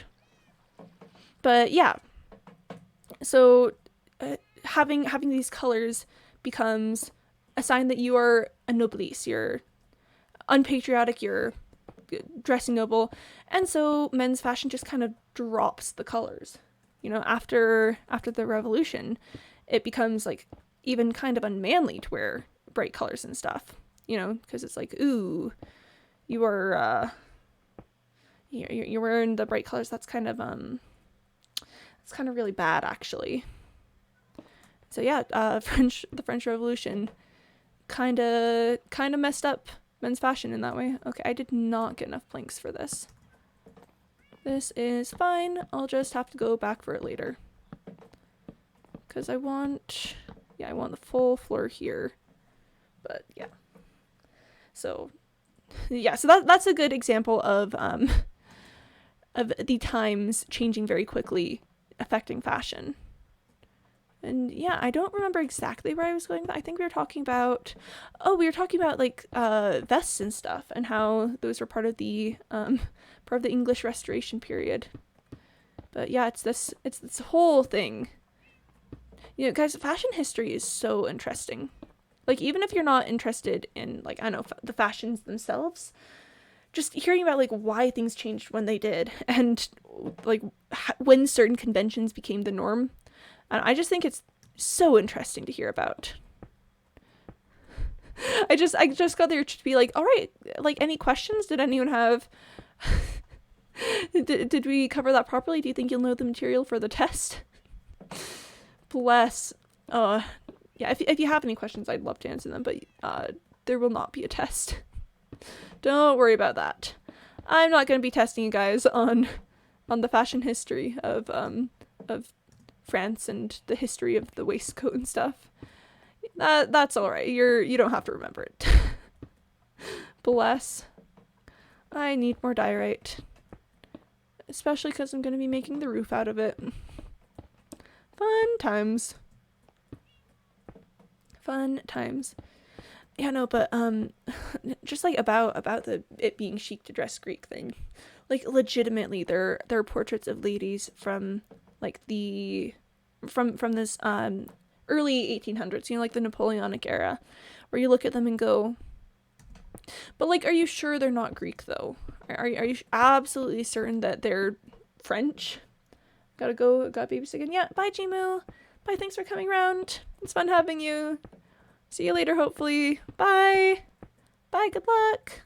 Good luck with things. You got this, I believe in you. I believe in you babysitting, you got it. You got this, Jimu. Bye. Just gonna be house building probably. But yeah, so that's oh bless. That's the story of the vest, and also fashion in the I guess fashion in the French Revolutionary period. I think I'm gonna go grab some diorite and possibly also some gravel. And for that I am headed off to Paper Plains, because I've got the quarry there for diorite, and I should be able to find some gravel nearby. But yeah, bye Jimu, bye. I don't know if Jimu's still here, but yes. I love how I just like get started talking about fashion history and stuff, and like the way all these things happen, I'm like, wait, like disoriented coming back to this time period and the stream and stuff, like what am I talking about, like what's going on? I don't know, it's just fun discussions, fun things to talk about. Ooh. Broke, mine, woke, quarry, exactly, quarry craft. Sorry, just Minecraft. Imagine mining in Minecraft. Sounds kind of cringe, bro. Are you sure you're not gonna quarry? Bless. Bless. Yeah, no, but, oh, I know what I was thinking about. Hey, Duan! Welcome back! Welcome back! I love the, like, the, you using the cow, because then, you know, it's just automatically, like, justice for Mr. Milkboy when you come in. I feel it. I feel the vibes. I feel the justice for Mr. Milkboy vibes. Bop. But welcome. Hope dinner was good. Hope you're doing well still. I'm headed to a quarry because I need more diorite. And yes, as Sally Rupert just helpfully pointed out, it is a quarry, not mine. The beef curry was so good today. Ah, that does sound good. Curry is very tasty. Nice. I'm glad it was tasty. That's nice. Glad you had an enjoyable dinner. But gotta eat food. Okay, here we go. Time to diorite. It kind of sounds like I just said time to diorite. No, that diorite. Diorite. Time to diorite. Bless. Bless. Hey Devon, have I ever shown you the fake Mr. Milkboy that I've got hanging out in the prison so that no one knows that I actually killed that man? Yep, okay. Alright. Just want to make sure. Yeah. Don't worry, that guy's doing great. I make sure to, you know, feed him regularly and thanks for his service. You know, food is payment, clearly. That's how that works. Ooh, there's more diorite up here. Diorite! It really sounds like I'm saying diorite. And honestly, I could see myself saying that. I could definitely see myself being like, alright, time to diorite. Time to do it, I guess. But yeah. Yep. Oh, I'm out of the pork. Awesome. Time for steak. Okay, it's also probably sleepy boy hours. Come on, time to go take naps. I can like feel the tiniest bit of lag here also too from all the cows and pigs. Okay, I need to drink water. It's time for hydration. Hydration. Hydration. Okay. Here we go. I'm building a house today. It's I remember we were talking about how I should revamp the village yesterday, and I'm doing some work with that. I'm building a house that I'm going to be housing my cats in. And you know, I even, sorry, after I drink water, my voice goes weird sometimes. I even kicked some villagers out from their ancestral home to do it. Because, you know, eminent domain. First, okay. I'm not precisely certain what you mean by that, but I hope you're okay.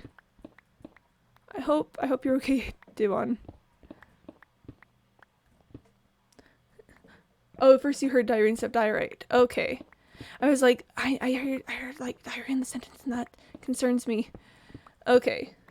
Okay. Yeah, no, that makes more sense. And that's probably enough diorite. Okay, I'm headed back to New Stunk City now. Actually, wait, I need to get some gravel while I'm here because I'm out of concrete. I'm building a house out of pink concrete and diorite, and it's gonna be it's real pretty thus far. You know, we're all good. Okay, just gotta pick up the gravel and then we're headed back. Okay. Just a little pocket of gravel. Actually, this is a fairly big pocket of gravel. Don't listen to me. That was a lie that it was a little pocket of gravel. It's a pretty big one. Think about them hearing time for diarrhea. Yeah. Admittedly, not the most pleasant thing to hear. Yeah, very, very terribly sorry about that. What if instead I call it the pretty grey rock? It's, you know, I'm not calling it the pretty grey rock for sure. I'm just calling it the pretty grey rock because it's rather unfortunate otherwise. But yes, the pretty grey rock. Am I trapped in here? Oh, not quite. I can still get out. Let's see, is there any more gravel just hanging out around here? Looking for the gravel. Oh, the bunnies. Where is the gravel? Looking for it. Come on, I know there's gotta be some. I know there's gotta be some gravel. Where would we be without gravel? I admittedly don't know if there's actually any gravel around here. How much do I have? A stack and a half of that. I want to get at least 2 stacks just in case. Ah, gravel. I want at least 2 stacks of gravel because, yes, I do. And that's all we need to know about that. Remember, guys, don't question the mayor's desire to have things, including gravel. Bless. Censorship of the media, which is a serious topic and not a joke. Please don't censor media. By the way, you like quartz block, right? I do, yeah. Building lots of stuff out of quartz. I do have a master mason that his name is Mason, spelled weird, that I'm planning on starting to do trades with because I don't know, I've just been using a lot of quartz recently, and I think I'm running out of good places to mine in the nether. But yeah, I do like quartz blocks. I think they're pretty. Now, I was looking yesterday at the smooth quartz blocks and trying to decide if I wanted to use those instead of the regular quartz blocks for the sketchy underground lab. Perfect build for you, and it's so cute. You might like it. Ooh, oh, I do like that. You can describe it here, or there's also the builds suggestion channel on the Discord. If you want to send it there, then I could take a look at that. And yeah, okay, so I've got like 3 stacks ish. All right.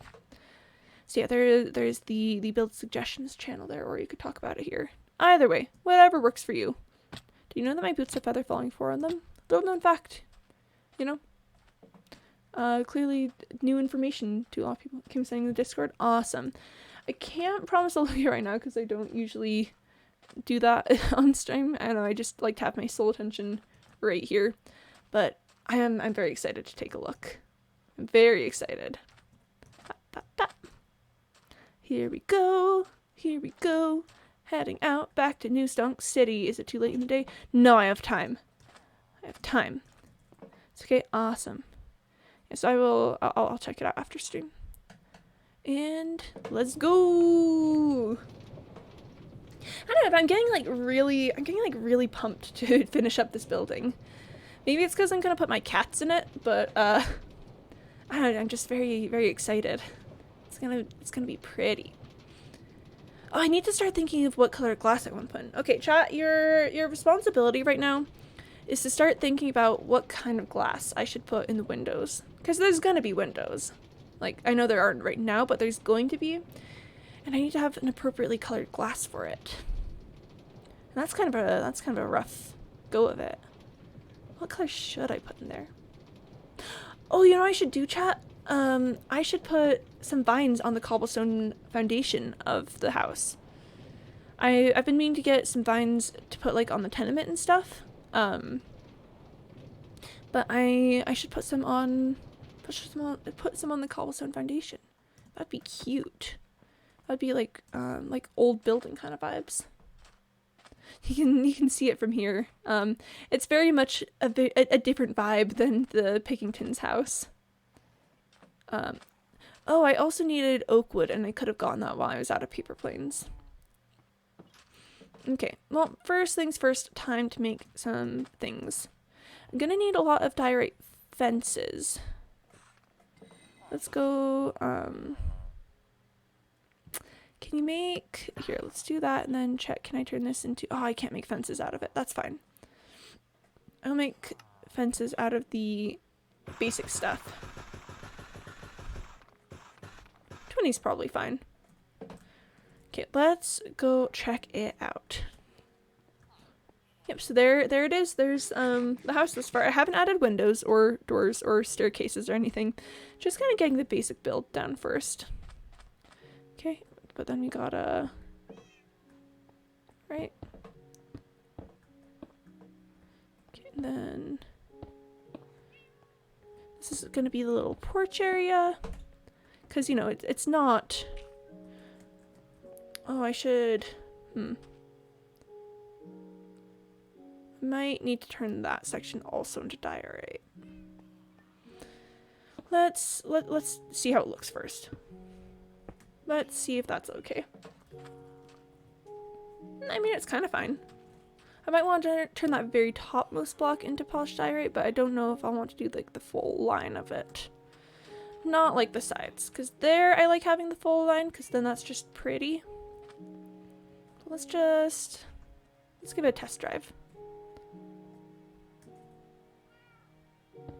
Okay.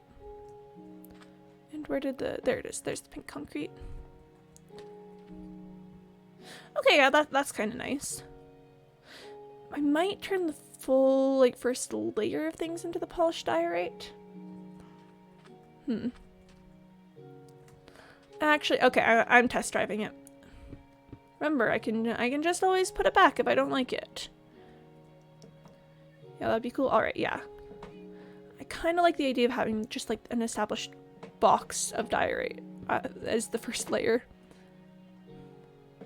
Alright. Let's see. And did I drop any things over here? No, I did not. Okay. Let's take a look. Okay, yeah, that's pretty. Yeah, okay, I like that. I very much like that. That's nice.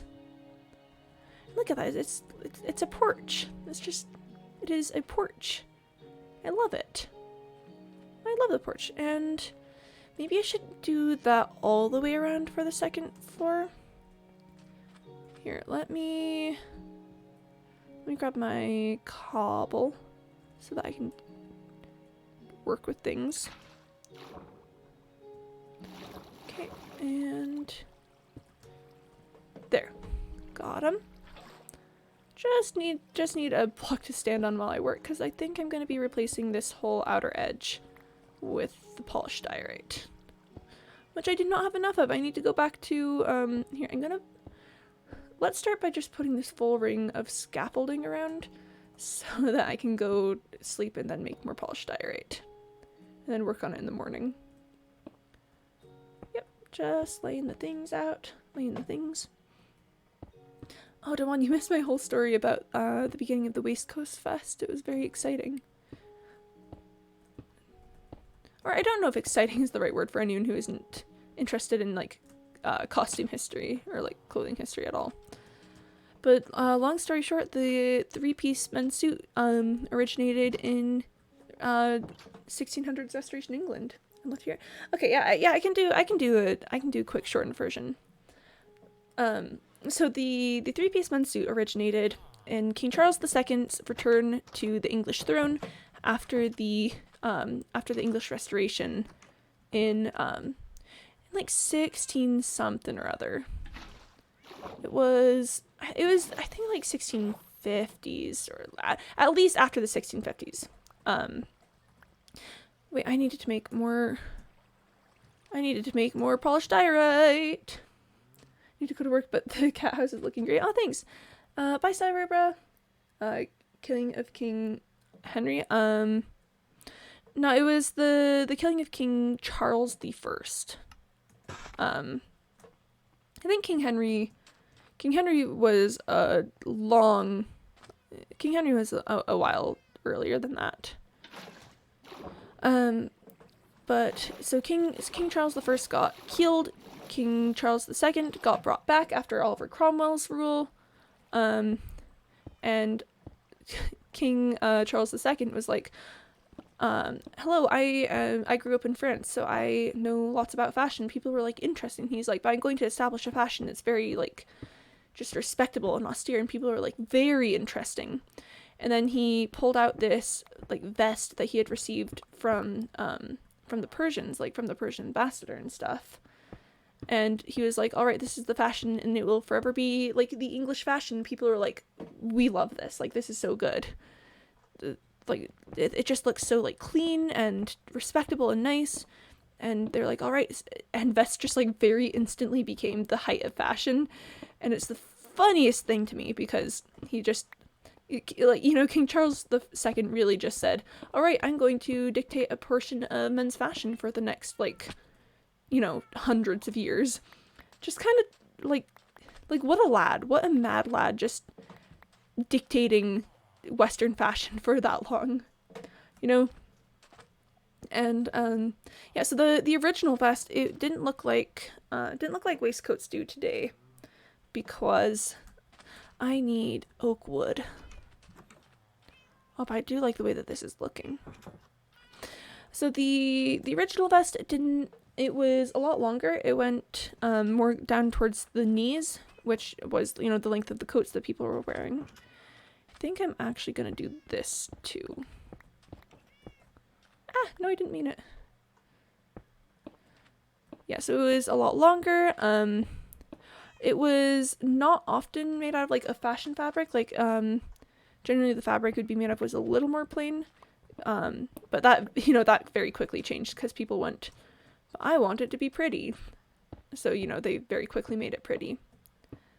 But yeah, so the vest, that happened, and then the vest, just, you know, the three-piece men's suit, it became very popular for the next ever. Like, I can't think of a period when the three-piece men's suit hasn't been popular since then. Which is very interesting, fashion-wise, that it's stuck around that long. Because usually, like, obviously it's changed a lot. You know, the vests of today are not the vests of King Charles' age.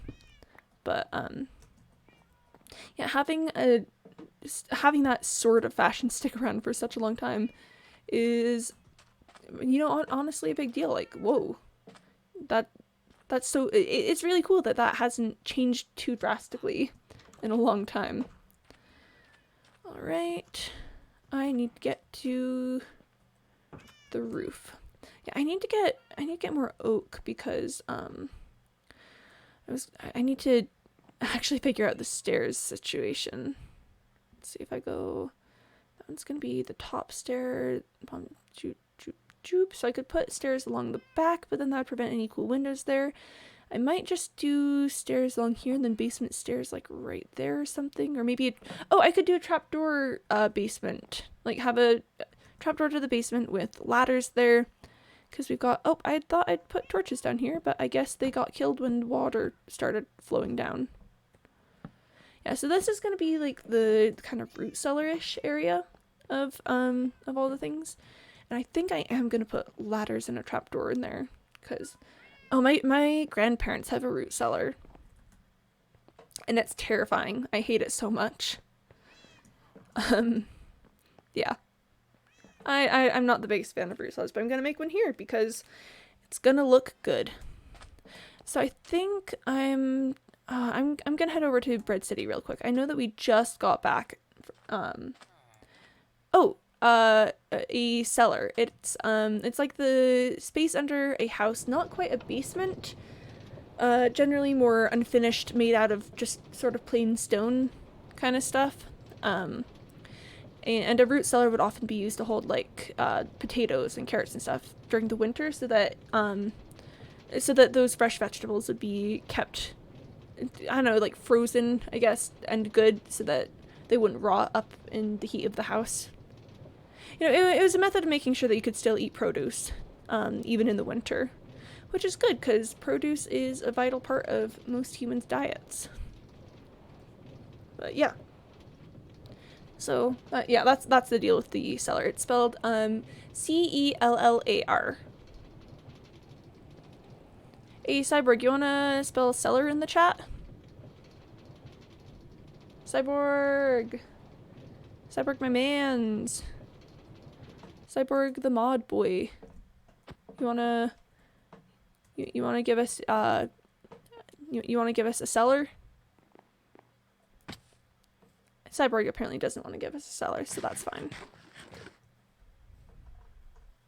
Yeah, generally these days cellars are less common because most people want basements. What? Oh, hey Cyborg, do you wanna spell cellar in the chat? We're talking about cellars, and I spelled it aloud, but I wanna have it in text too. Yes, cellar, that's it. Yeah, thank you, Cyborg. Thank you. Many thanks. Many thanks. Yep, so that is the cellar. Ooh, I think we're good. Yeah, honey bottle. I need to put more bottles in there. That's fine. But yep, cellars. I think cellars are cool. Terrifying, but cool.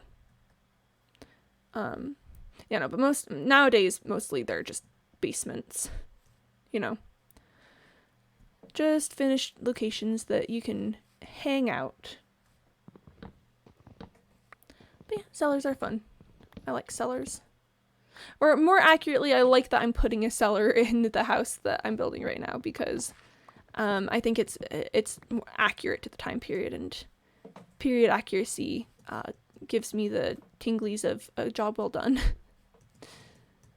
Do you guys get that? Just like, this might just be me, but whenever I do something that's like vaguely accurate or historical to things, I'm just like, ah, yes, I'm like communing with the people of the past. I'm figuring it out, doing the things. But I wish for this tree to dissolve. Dissolve, tree, dissolve. Give me saplings. This one is gonna be a tougher nut to crack. Oh, there we are. Let's just yoink. Okay, I have 17 logs. I'd like a few more, because I don't know how much wood I'm going to be needing eventually. It's always just good to have like some extra wood, Always just good to have it. But okay, and 23 logs is probably fine. Nope, not there. There. I like replanting the trees exactly where I find them for some reason.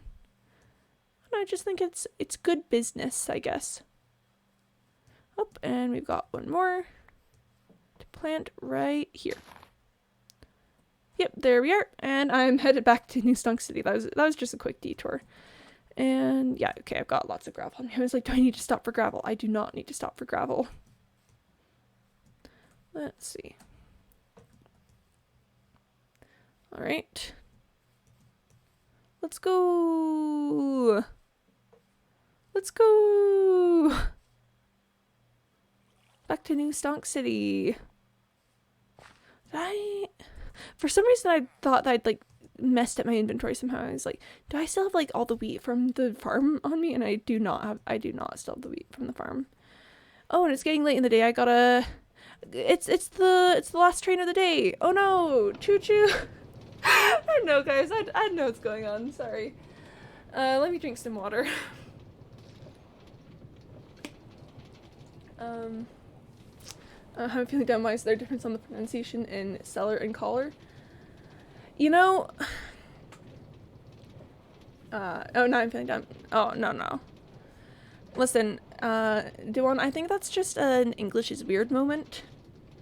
You know? I think that's just the, I think that's just English doing the things. And, because, you know, those two words do look very, very similar. English is whack, yeah. Don't be honest, because English is inconsistent. It is! It's inconsistent as heck. Like, why does it do the things that it does and nobody understands really? Well, I bet someone understands.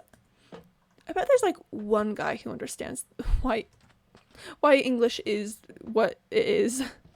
I'm just gonna take a second and just making sure that guys can survive. C's are like C's really said, I'm going to be pronounced in so many different ways. Oh, do you wanna know what I think is like the weirdest English thing? Q's. Q's are so weird. So you know there's like the classic Q sound, you know, like Quimby, qua. But I was supposed to put the honey bottle away. That's fine. Here's where the flint goes. And emeralds. Sorry, I'll get back to Q's in just a second. I just gotta sort everything.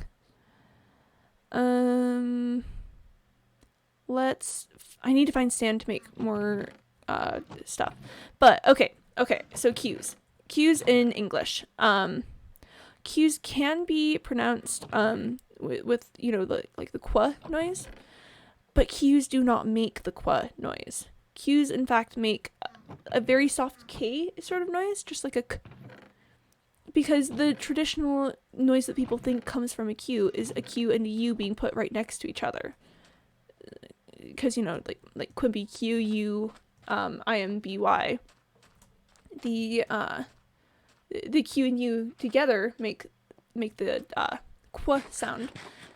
But the Q on itself makes a k, like a very soft k kind of sound. And that's like why does it do these things? And I don't know if this is 100% accurate, but C makes the same sound as S if it's next to an E, like cell for or an I like circle. Otherwise C makes the same sound as K for A, U, or O. I can't fact check that one for you, Mr. Miller, because I don't know if that's correct either. But that sounds like it may be semi-correct. Here, hold on, I'm looking for my sand quarry. I think it's up there. Because I need some sand. But yeah, no, yeah, it's just, C's are wild, Q's are wild. I think that's, yeah, Devon, I think that's really just a case of English doesn't make sense. You just kind of have to learn it in a lot of ways. Yeah. Yep. It just be that way sometimes. I think this is my sand quarry. I think this is where I usually go to get sand. You can tell because it's kind of a mess up here. Let's get some sand. Just need a little bit, like half a stack. Yeah, one time I got an efficiency 5 shovel and just like came out here and smashed this place up. Just absolutely destroyed it. And that's probably almost enough sand. That's probably good. What's down here? Oh, just a way out. Or if C is next most constants, it's also a K sound. Bless. Bless. That's so many rules to remember. Oh. I don't think that's New Stonk City. I think that's a different sand village. I'm gonna go check out this other sand village. Hold on. Hold on. This is looking different. Yeah, true, like rock or act. Yeah. Yeah. Yeah. Man. And it's like, I don't know, I was thinking like class or clear. Ooh. Oh, that's just a random staircase. Hello. I've been here before. I can tell because their food supply has been raided. Yeah, I can tell that I've been to this place. I'm pretty sure. Pretty sure. Yeah, I have definitely been to this place. Might need to come back. I might need to come back, but I've definitely been here at least once. English heuristics. Wait, is that a word? Or create or crayon? Oh gosh, bless. But is heuristics a word? I did not know that that was a word. What does that mean? Wait, Mr. Moog, please explain. Please explain. I'm very curious. I don't know what that word means. Heuristics. Is it like the way things are pronounced? What is that?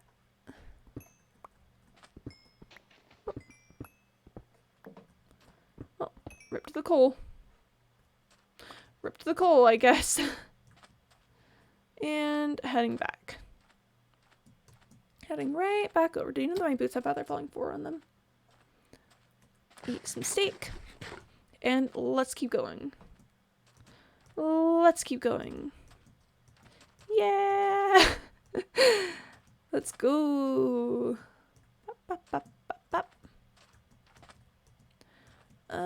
Where in the world am I?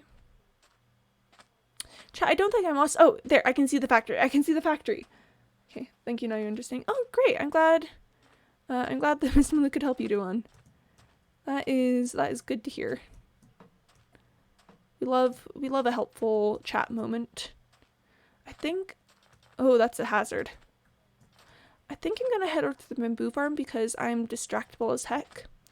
And I wish to expand the bamboo farm. Wikipedia defines heuristics as any approach to problem solving or self-discovery that employs a practical method that is not guaranteed to be optimal, perfect, or rational, but is nevertheless sufficient for reaching an immediate. An immediate what, Wikipedia? Wikipedia, please explain. Ooh, the copper is resting nicely. That's good. That's good. Maybe I should move the copper closer to home. Sorry, an immediate solution. Okay, okay. Think of it as a mental shortcut, like a rule of thumb. Oh, okay. Okay, oh, so it's just something that can help you do things, but is not necessarily, like, always correct. Okay. Okay. And, you know, that makes a lot of sense with English due to how many things are, like, the exception to the rule, you know? I feel like there's so many times where it's like, oh yes, this thing is always the way that it is, except for when it isn't. And it's like, oh, well, how can you tell when it isn't? It just isn't. It's like, oh, lovely.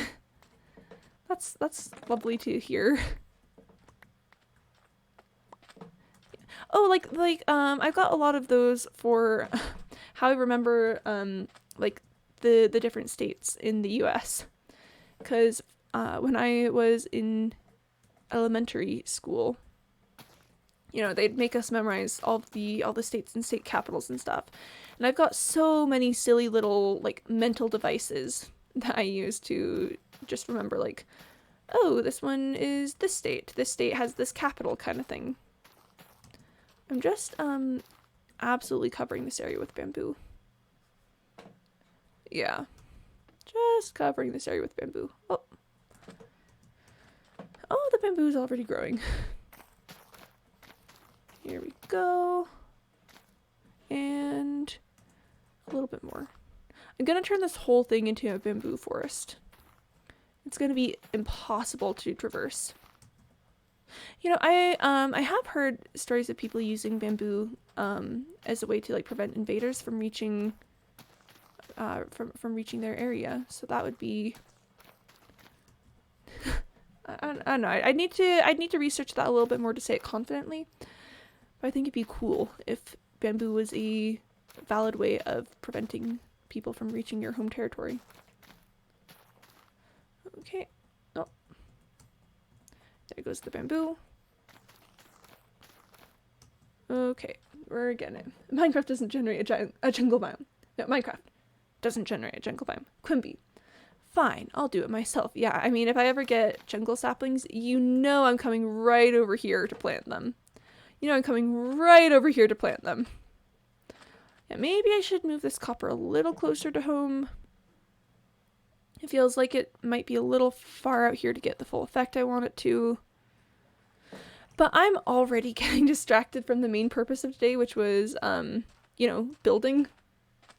But listen, I looked so hard for a jungle biome. I looked far and wide, and this universe did not grant me a jungle biome. So I think I am perfectly justified in getting one myself.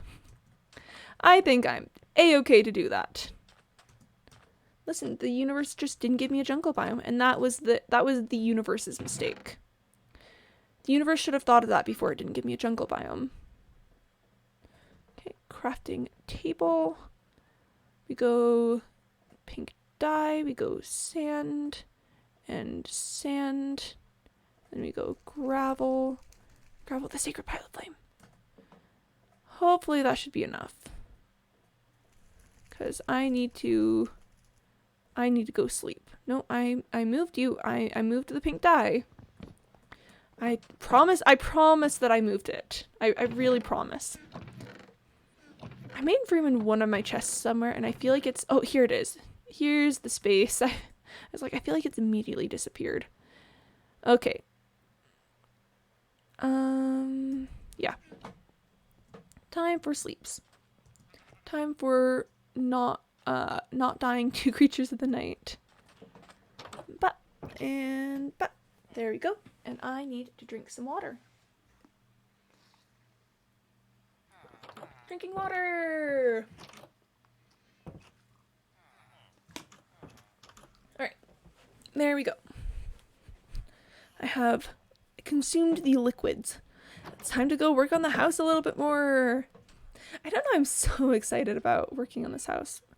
Oh, I need to turn this pink concrete into actual concrete first. Just a sec. Won't be 3 minutes. Actually, it might take me 3 minutes. Chat, should I... Oh, not this one. Okay, chat, I think we're gonna time it. Okay, so when I hit, I think when we hit the streams being active for like 2 hours and 18 minutes, I'm gonna start going up. We're gonna see how fast I can turn at least these 2 stacks of concrete dust. Wait, I think I did get rid of all of my previous concrete. Sorry, I just had to check. It's like, did I put some away and didn't remember about it? But no. Okay, 5, 4, 3, 2, 1, go. Okay. Here we go. Come on. Oh, I'm already making mistakes. This is terrible. If it takes me more than 3 minutes, I know something if it takes me more than 3 minutes. Maybe you guys get to decide. Come on. Just give this to me. Okay, so theoretically, if I can place like 2 blocks every second, then I should be able to get all this laid out within a minute. I should be able to mine it within a minute. And then, but I won't have time for the other 2 in that way. Maybe I need to do like 3%. I don't know if I can reach that level of productivity. Oh, but we can certainly try. Come on. Just give this to me. Just give this to me. Come on. I'm okay. It's already been about a minute. I am not going to make it to the full 4. But maybe I only need 2 for the build. So maybe we should count that. I should have my water bucket handy. Okay, here we go. Alright, now just chasing the water downward. Hopefully this will take... Oh, I'm almost a minute 30. Okay, if I can finish this up before the 2-minute mark, I might be able to get in a 3rd stack. Maybe. Maybe. Oh, I'm. I don't think I'm gonna make it within 3 minutes because if we look, then I'm not even halfway through mining this, and we're almost to the 2 minute mark. I don't think it's even gonna be tight. I think I'm just straight up. Oh, but wait, it took me about 20 seconds to mine through, I guess. To mine through one stack. So maybe. If I can finish this within the next 10. Yep. Justice for Mr. Milkboy. Oh no. Oh no. Is that the promise? That justice for Mr. Milkboy. If I can get this within 3 minutes. Oh no, and I'm definitely not going to get this within 3 minutes. Oh no. Oh no. Oh, you might have gotten me here, Juwan. You might have gotten me. Hold on. Alternatively, if you don't finish in time, we have to visit Mrs. Milkboy. Oh, okay. I might do that because I want justice for Mr. Milkboy to be like, to be a little bit of a bigger thing. But I think, yeah, okay. First of all, I'm not gonna make it. Chat, I think we're gonna go visit Mrs. Milkboy. I think we're gonna have to go plant the seeds for justice for Mr. Milkboy. Okay. Yeah, thank you guys. All right. Yeah, we'll talk to Mrs. Milkboy. It'll be part of the thing. It'll be the whole deal. I mean, that was pretty fast though. Like, if I'd gone the second stack of stuff, it'd be a bit longer. But look how much concrete I have, and that was like 3 minutes and 20 seconds. I argue that I did pretty well. But that doesn't matter because I still lost. Okay. I'll visit Mrs. Milkboy after I finish up with the house. Come on. Come on. And here we are. Okay. Let's start by finishing up these corners. Okay. And here we go. Oh, you can hear the kitties. That's nice. That's nice. You're pretty soon, I won't lie, but not as fast as the consequences of your actions catching up to you. Bless. Maybe, depending on what happens.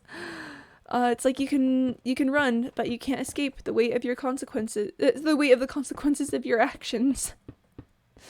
My worst nightmare, responsibility. I mean, I guess I am a mayor, so theoretically that shouldn't be my worst nightmare.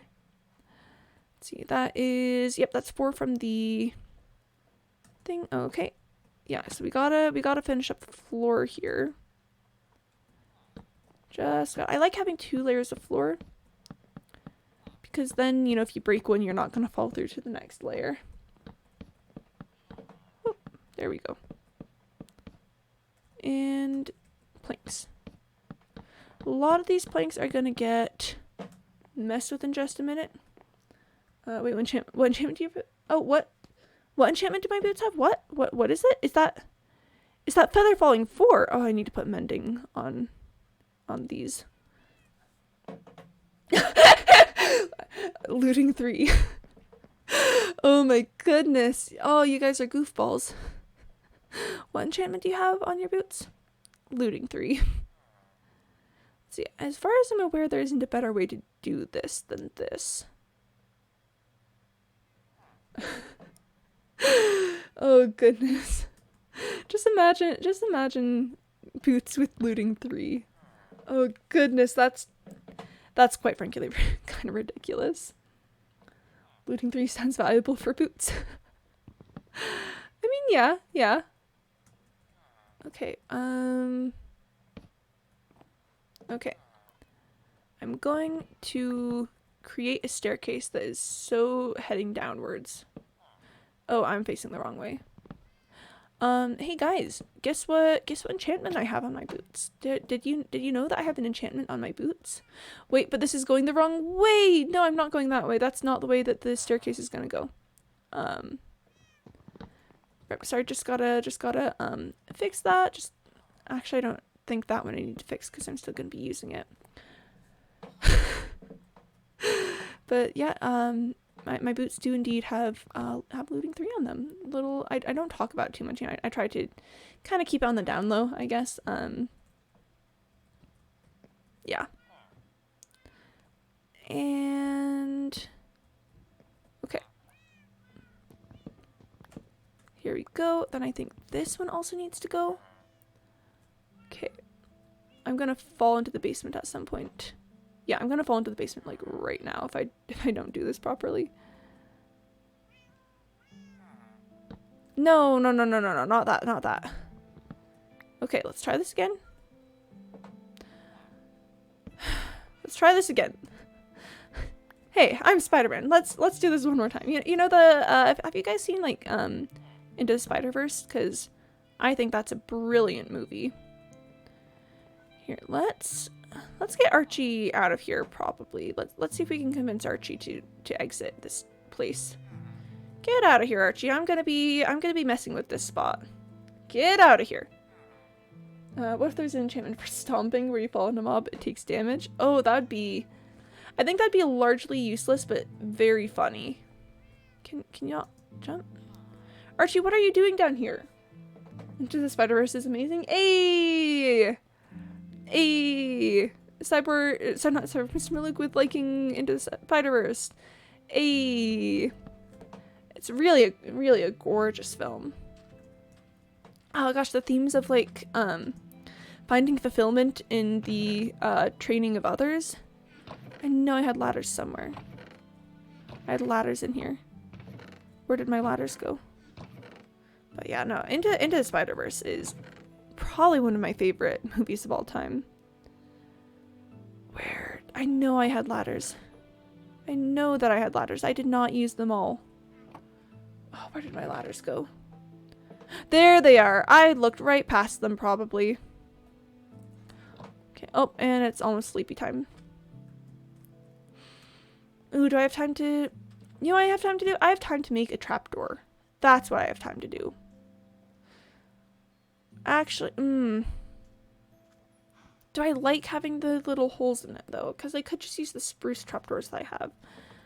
I think I'm just gonna use the spruce trapdoors because they don't have the holes.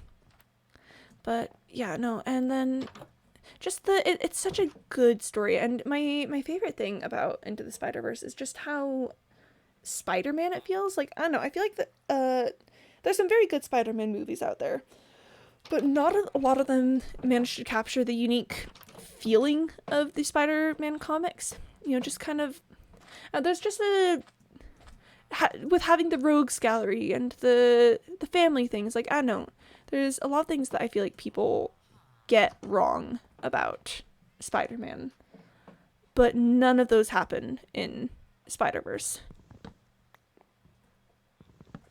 Okay, and we're up. Okay, so that'll be the thing there. This is gonna be the entrance to the root cellar. Yeah, so Spider-Verse, it just has that unique, special feeling that that Spider-Man gives you. Let's see, can you get off there? Okay, then can you put a trapdoor over top of it if you've got ladders there? I gotta go grab the thing. And also, I just I don't know about Into the Spider-Verse, the animation, like I could talk so much about the animation. Like, every single frame of Spider-Verse is basically a comic book panel, and that's incredible. Like as we all know, or probably kind of all at least suspect, I'm a huge animation buff, like a huge fan of animation. The movie was made by people who understand and love Spider-Man, and their passion for character animation really shine through. Yeah, I think that's a really good way to describe it, is you can just feel the heart that went into it in a way that you can't necessarily in a lot of other Spider-Man films. Like, I don't know, I just think it's absolutely gorgeous the way they just really nail the feeling of Spider-Man and of being this kid in this really dangerous situation, but like having to still go forward with it. You know, the whole thing about like Spider-Man always gets back up. I think that's such a beautiful way to describe the character and what makes Spider-Man special among various superhero franchises. You know, he really does always get up. Even when it's like, even when everything's terrible for him, Spider-Man keeps going. And I think it's lovely that they recognize that. Okay, I'm gonna start making window spaces because I desire spaces for windows. So that's gonna be a window. That's gonna be a window. This is gonna be a window. Ah! Come back. I don't know, it's a good film. Very good film. Wait. I counted wrong. I can't count. Little known fact about me is I can't count. Yep. You know, kind of really tragic, but you know, I just numbers happen and I go, what? We're gonna do like I'm gonna do a big window here. There's gonna be a really big. It's gonna let lots of light in. Plus, Spider-Man feels like the most grounded. Their superheroes have secret identities, but Spider-Man is more often than not a teenager or average person who is secretly a hero. Yeah, Spider-Man is my favorite in case you couldn't tell. Yeah, Spider-Man, I don't know if he's necessarily my absolute favorite, but he's one of my favorites for sure. And yeah, I agree with what you said about him feeling a lot like more grounded than a lot of other superheroes do. You know, because I do agree that with a lot of other superheroes, the secret identity feels secondary. Like especially with heroes like Batman or Superman in DC Comics. And don't get me wrong, I like DC Comics a lot too. But just sometimes it just feels like they're more superhero than person. And I appreciate that Spider-Man gives you that feeling of person. I'm trying to decide if I want to do a second bend around for because you see how like on this first floor you've got like the floors made out of the polished diorite. I'm trying to decide if I want to go for that same effect on the second floor. I think okay, I'm gonna do like this side of the building and then check it out. 1, 2, 3, 4, 5, 6, 7. Okay, I do have enough. I do have enough for a test drive. Here we go. All right, come to me, pink concrete. Come to me. Trapdoor is gonna get put away. Yeah, Into the Spider-Verse is it is a masterpiece with a capital M. I mean, it's kind of fun, but it could also maybe be a bit tacky. Chat, I think I'm gonna need your opinions on this. Do we like having that second? Oop, there's some concrete that I missed. Did I miss any out here? Okay. Do we like that second band of the pretty gray rock? Yes. Or do we like the second band, or do we do just the one? I think my main concern about this is just that one strip of the things. What if you just move the first band higher, so just one band but acts as two? Well, the problem with that is that the first band goes around the porch. I don't like I don't like the way that it segments the building. Yeah. And I think if it was 3 wide, that would be too many. I think we're just gonna stick with the pink concrete there. It's a fun idea to like, I don't know, add to the idea of the building, but it just I don't know, just that one's supposed to stay. But ultimately the vibes are not good. It did not pass the vibe check. So that layer of diorite cannot stay. Gotta make sure. Yep, I knew I dropped some, and then I need to make some more for other things. Oh, can you make polished diorite stairs?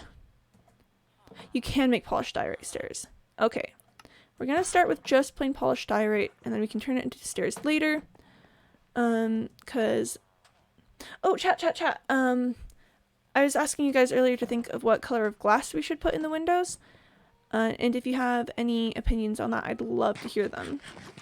Because I'm planning the window spaces right now, and I kind of want to know like what it's going to look like in the final product. I'm gonna say my one caveat is probably not black glass and probably not pink glass, because pink glass would be too many pink, and I think black glass is just too dark for this whole thing. I heard the bone meal sound and I just like immediately panicked. I don't know what that was. My head is empty. Awesome. We do love a no thoughts head empty kind of vibe. Let's get the windows on the second floor and then maybe look at some color palettes. Okay, I think we're gonna do. So if we do every other, so then there's 3. 4 if we count there, but I might just leave the windows off there. Let's start with the front. Let's just start very simply with the front. I think doing a cute little like square window there could be nice. Although my one concern with that is we're doing the asymmetrical doorway. I'm wondering if having a symmetrical window, the symmetrical window might off-put the vibes too much. So square window would be darling, but it does not pass the vibe check. Okay, so because we've got the asymmetrical window, a lot of the weight of the house lands on the left side. So then it's a question of if we want to follow that or we want to try to balance it out by putting more windows more on the right side. I don't think we want to do like a 4 window here and then the doorway here, because I don't think that would look good. But what if we did like a little, like 2 windows but slightly off put to the right? Let's go take a look at that out in the front. Maybe if we put in the last one there. Maybe. I'm gonna put in the last, I'm gonna continue the pattern to the right that final little bit. Just cause I want the vibe check. Do you know that my boots have feather falling 4 on them? Little known fact. Let's check it out. Okay, putting in the final window does make that look better, but I think it does skew the balance of the house a little bit.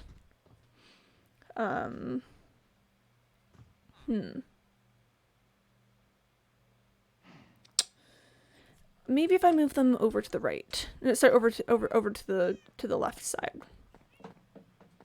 So let's fill these back in, and it's getting a little late in the day. I gotta go sleep soon.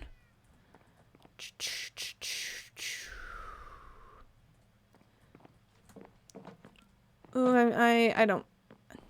I'm gonna go do the sleeps and then come back to it. Maybe green glass? I've got a lot of green. I do have a lot of green with me. Would green be too gaudy? Because remember, we're going for the Victorian vibe. I don't know if okay, so Victorian houses were very over the top. But would green be too much? Here, I'm gonna drink some water because I've conditioned myself to it.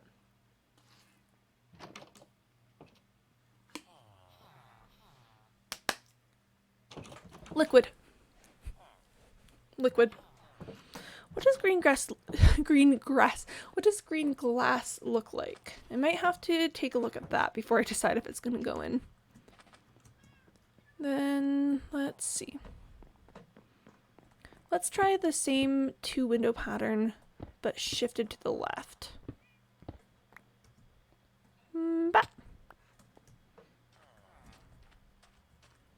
That still doesn't quite work. It just throws off the balance of the house. So I'm thinking what we're gonna have to do is we're gonna have to kill our baby and just have 2 windows. But let's see if I can do that properly. So if we do 2 right there and 2 right there. All right. And that might work. Again, the balance of the house is shifted a lot by that asymmetrical doorway. Actually, give me a second to look up the painted ladies, because the painted ladies are kind of what we're going for a lot. Painted ladies. How do they do the windows? Because all the painted ladies have offset houses. Offset doors. Oh, okay. So the Painted Ladies, what they do is they have the window on the opposite side of the doorway be more pushed, like come out more than the ones on the side of the door. I don't know if that's quite possible for me because Minecraft restrictions and concrete doesn't really do that. Looks like technical.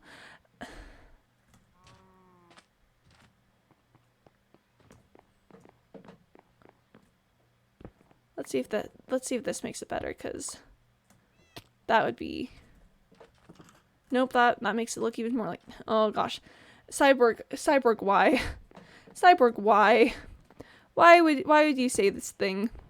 Why would this be a thing that you say?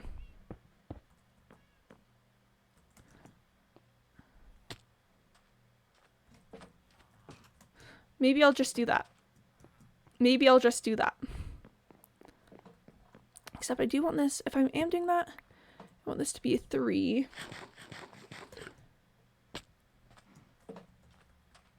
Then maybe I put like, maybe like a 1 window there? Maybe that might help with the balance problems we've been having. Let's... just me falling constantly.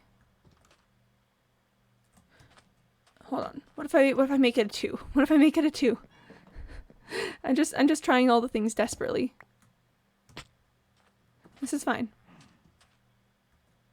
No, it's just the balance is just off because of the because of the doorway. So then, okay. I new plan. I had thoughts. One window, 1 3 tall window, but it's right here. Let's try that. That might work. Cause yes it's off balance, but with the like doorways, then it kind of fits. And maybe if I slope the roof a little bit that way, then that would help it. Like instead of doing just a straight basic roof, I'd have it like an asymmetrical roof too, coming down to a point. For the moment, we're just going to call that good. For the moment, we're going to say that that works. That's not too bad. We're going to leave it because I need to get the other windows in into the house. All right. Okay. After fiddling with the window forever.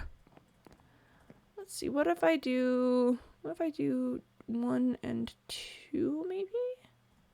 And 3. Chat, are we comfortable having a window touch the like decorative wall piece?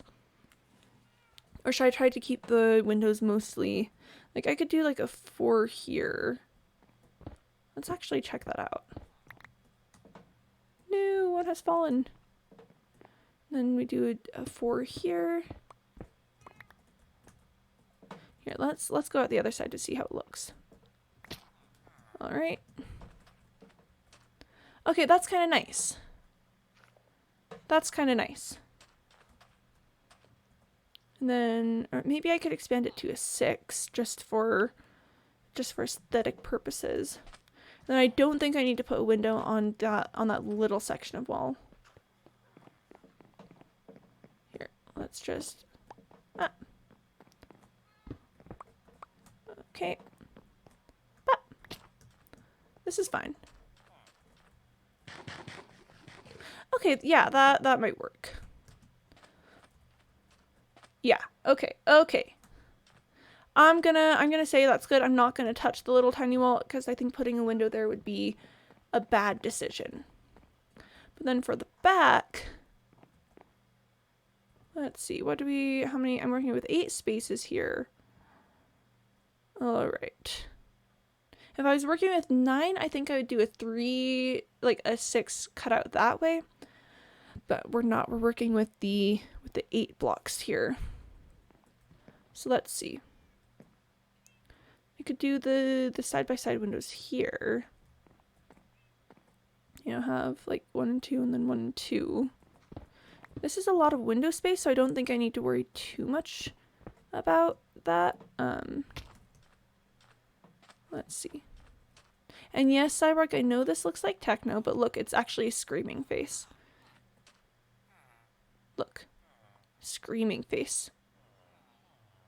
To represent the hearts broken by me taking this land away from its ancestral owners. You'll have to see it, really.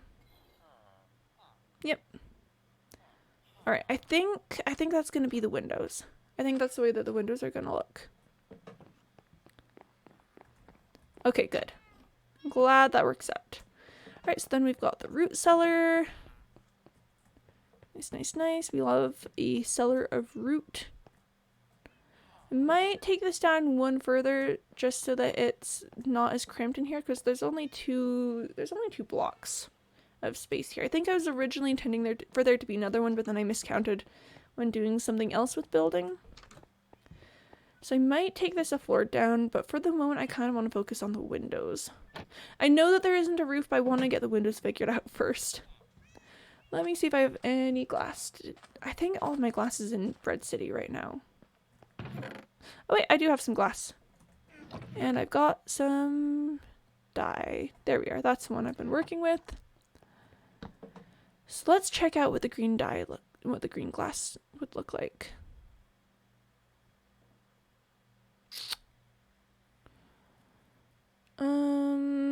Here, let me grab some glass panes so that we don't have to deal with the full glass thing. Okay, here we go, and then let's pick it up. Let's try putting it in and see if we like it. We might not like it. This might be a waste of resources, but you know what? I think it's worth a shot. Let's put it in here and see that. Maybe it might. Maybe I'm just gonna put in the first floor windows, and then we'll run from there. All right. It's kind of cute. Chat, what do we think? Is the green glass cute? Does it make a cute color palette? Or is it kind of odd? Because I'm a little bit torn myself. Not too sure.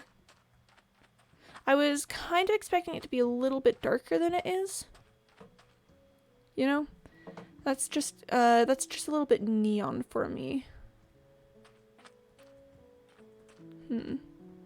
Because I'm using gray glass for Sir Pigington's house, I'm pretty sure.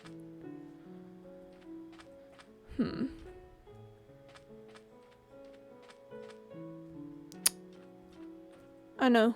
I'm not too sure about that one. Might sleep on it, see how I feel in the morning, but I don't know, right now it's just looking very, very bright. You know? Oh, but it might complete like the spring color palette. I just want the green to be a little darker. I think that's what I'm feeling, is I was expecting the green to be a little darker, and now that it isn't, I'm not exactly sure how I'm feeling about it.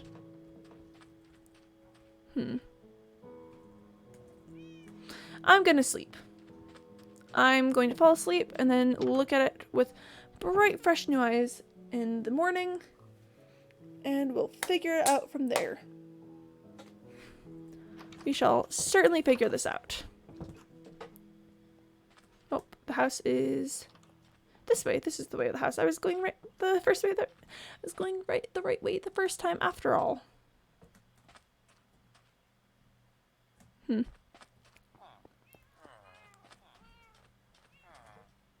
I wish there was a way you could like make dark green glass.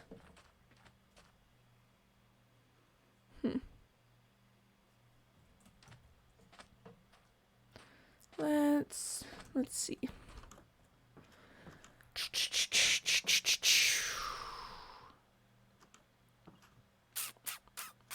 But what color would we use if not green? I could do regular glass. Here, let me make some regular glass and try that instead. And I've got Silky Boy with me, so I can just pick up the green glass and we won't waste it. Alright, Silky Boy, do your thing. Did I drop one? No, I've got two. I've got two. Whoop. Let me in. Let me in, little glass pane. Let me in. That. Okay. Sorry, this is just gonna be Quimby breaks glass for a few minutes. Here we go. And let's try it with the non-tinted glass. The trouble is that this might be immediately cuter. I think it actually fits into the color scheme much better than the green glass did. Let's go take a look. Cause yeah, I don't know, the green glass is a fun idea, but I think this works better with just like the classic feeling of the glass. Okay, yeah, it's official. I'm using regular glass on the windows. Let me go shove this green glass into a chest where we'll probably never see the light of day ever again. Yep. It's just gonna sit there. And let's make some more. This will be for the second floor. Well, technically the third floor if we're counting. Oh, do we count the cellar as the first floor or not? Because if we're counting by ground floor rules, then this is the second floor. But if we're counting by, like, I don't know, other floor rules, it's the third floor. And I'm out of glass, just barely. Incredible, I'm gonna have to make the entire other panes. That's fine. That's alright. That's okay. I can just use the rest of the glass for a different project sometime. Yeah, I just like that better. It just looks a lot better. Yeah. Would have been interesting to get some green in, but no, this is just better. This is just better. Yeah, that'll be the color scheme. Okay. Well, all right. I don't think I quite want to get started on the roof yet today. So I think we're going to take a moment to... Actually, do I have another chest somewhere? I think I'm going to put another chest somewhere. Where would be a good place for this chest? Right there. Because I can still reach both of those chests. Alright. I'm going to shove some building materials in here. Just shove it all in. This goes in here, actually. Not that. This goes in there. This goes in here. And the rest I can keep with me for now. Okay, I think I'm gonna go check on the hidden lab, just because I've been in this area for a while, so it's probably, you know, probably doing pretty well for itself. Yeah, see, yeah, that's been growing for a hot second. Oh, did it go down there? No, it did not. Alrighty then. Oh, I need to suck it up and go fight some guardians. Did you make the secret door? I didn't. I just couldn't find one that I liked. Like, I looked at a lot of like ideas people had for secret doors yesterday, and I don't know. I think I'm gonna have to do some more research because I don't know. They just all went too deep for me. I want to be able to just fall down in a pit when I step somewhere wrong. You know, I want it to be almost kind of like a trap in the office. You know, like in The Emperor's New Groove when it's like, pull the lever, Crunk. Wrong lever! I want those kind of vibes. Instead of, oh my gosh, it's a secret staircase going down into a magical land of mystery. You know, so I just want it to be a good deal more sketchy than most of the stuff I was looking at had. I like the sound that this makes. It's kind of springy. Just goes spring. Alright. Here, let me actually move these really sketch, you know, paraphernalia for the nether there. Right, because, you know, I just want to, like... Like, I stand there and I, like, drop into a secret underground room, and then it's like, oh my gosh, and you come out here and it's like, oh my gosh, this is, like, whoa, things are going on here. Which, speaking of, I actually do need to, I need to work on this area at some point, because I want to start the expansion outward here instead of later, and then this needs at least one more thing across, which is going to take a while to dig out. I don't think we're going to do it right now. Maybe a little, maybe just a little bit of end of stream mining things. Oh, okay, I need the sandstone. I'm using Silky Boy instead of Fortuna, because that is not supposed to be there. Okay, just taking this out to squares. Don't even worry about it. Don't worry about it. It's fine. See, and then, okay, and then that one's gonna go out 2 more, and then the rest of them are gonna go out 2 more. Yeah, it's gonna be a whole thing. But yeah, okay, so if you guys have any like secret doors to recommend to me, go ahead and drop them in the build suggestions channel in the Discord. Because I would love to hear if, like, I don't know if I've missed anything that I would actually love. Okay, yeah, so that's already a good start. Yep, that's what I was expecting. Where's my cobble? There it is. Okay, let's just bop. Because I just want, like, oh heck, I'm falling into somewhere vibes. Like, what's going on here? I'm not sure, but it's sure sketch as heck. I love just building a sketchy vibe out in the middle of nowhere. You know, just a secret area behind the village. I don't know, but that just brings me great joy. Bop. Nope. Bop. There we go. Rip to me in particular. Oh, sorry about that. And I think I will eventually be going through and replacing these walls with something. Like, I don't know, maybe quartz. Maybe just, like, andesite or something, I don't know. But let's see. This side I haven't expanded yet. That's what's up with it. That's why it was looking weird. But it's just a secret sketchy lab. Here, let's bop. Gotta make sure no one can find this area from the surface. Cause that would be that would be bad. That'd be like a hazard or something. Okay, here we go. There we are. On the plus side, this is gonna get me lots of new stone to be able to play with and do things. Bop. What I really need to do, chat, is take some time and work on my house. You know, the giant mansion out in the middle of the desert. Haven't looked at that thing in ages, and it's gonna be huge. I've been smelting down some cobblestone. To make regular stone, I should probably take Silky Boy out for a ride too. Did I put Unbreaking on you? I did not. Should probably take Silky Boy out for a ride to try to get a lot of stone, do lots of work. Oh, that's a hazard.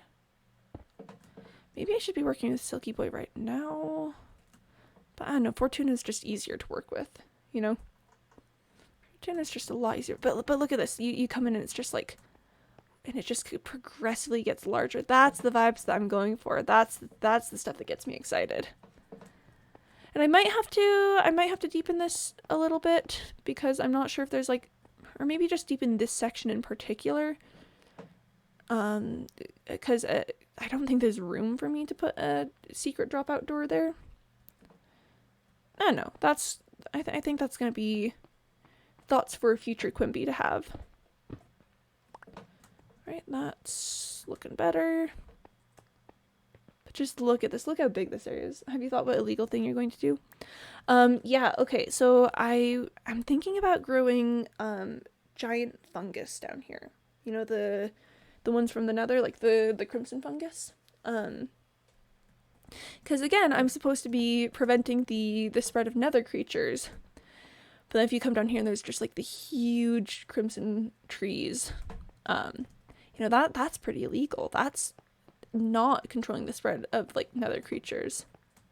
You know, it's like I'm in fact bringing it from the nether and transplanting it here. Just pickaxing well, I think. Yeah, so I think it'd be very exciting to just, and also that would give me a solid supply of the crimson planks, which I like a lot because I think they're absolutely gorgeous. You know, building the bunny house with them, I think was one of my favorite things. Like I've already mentioned that's my favorite build that I've ever done ever, but just just because it's so pretty with the crimson vines, you know. Oh, that's not ideal. Come on. But there we go. Yeah, that other cavern's gonna be trouble if I don't treat it carefully. Okay. Let's see if I can... Yep, there we go. Oh, I put sand right there. I think. No, that sand was naturally there. Right? Am I crazy? I don't have sand on me. There's no way I could have put it there. There's no way that could have been me. That was natural. Oh. So sorry about that. Actually, wait. It's gonna eventually be dug out. Yep, okay. We just love a am I crazy moment. Did I actually do this? Was this me? Come on. There we go. Oh, but we gotta... There we are. That's nice. That is nice. And when I go through and replace the walls, that's gonna have to be a whole thing. Here, O'Brien. Thank you, Mr. Malouk, for the for the continuation of that. Okay, you know what? I'm just gonna dig out this whole thing and then fix up top. Yeah, okay, that's gonna be a pretty big repair job. That's gonna be a pretty big deal to deal with. Here, I'm just gonna rip to this torch. It's gonna die. And that torch. That's fine, that's fine. Okay, so where am I? Just like a little cavern space. Alright, alright. I need to cover up this whole thing. This is gonna get expanded that way even further.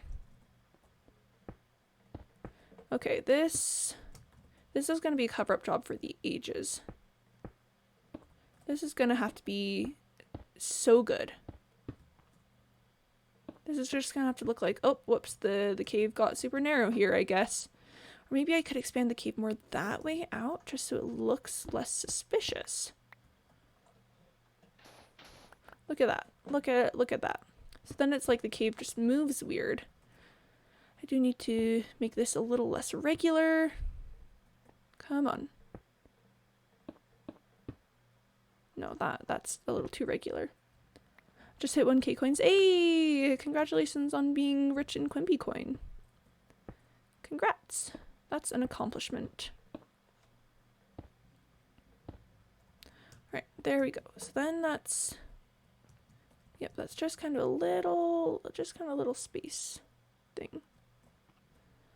And... Okay. Okay. And... I'm gonna leave that because that's eventually gonna be like a whole thing.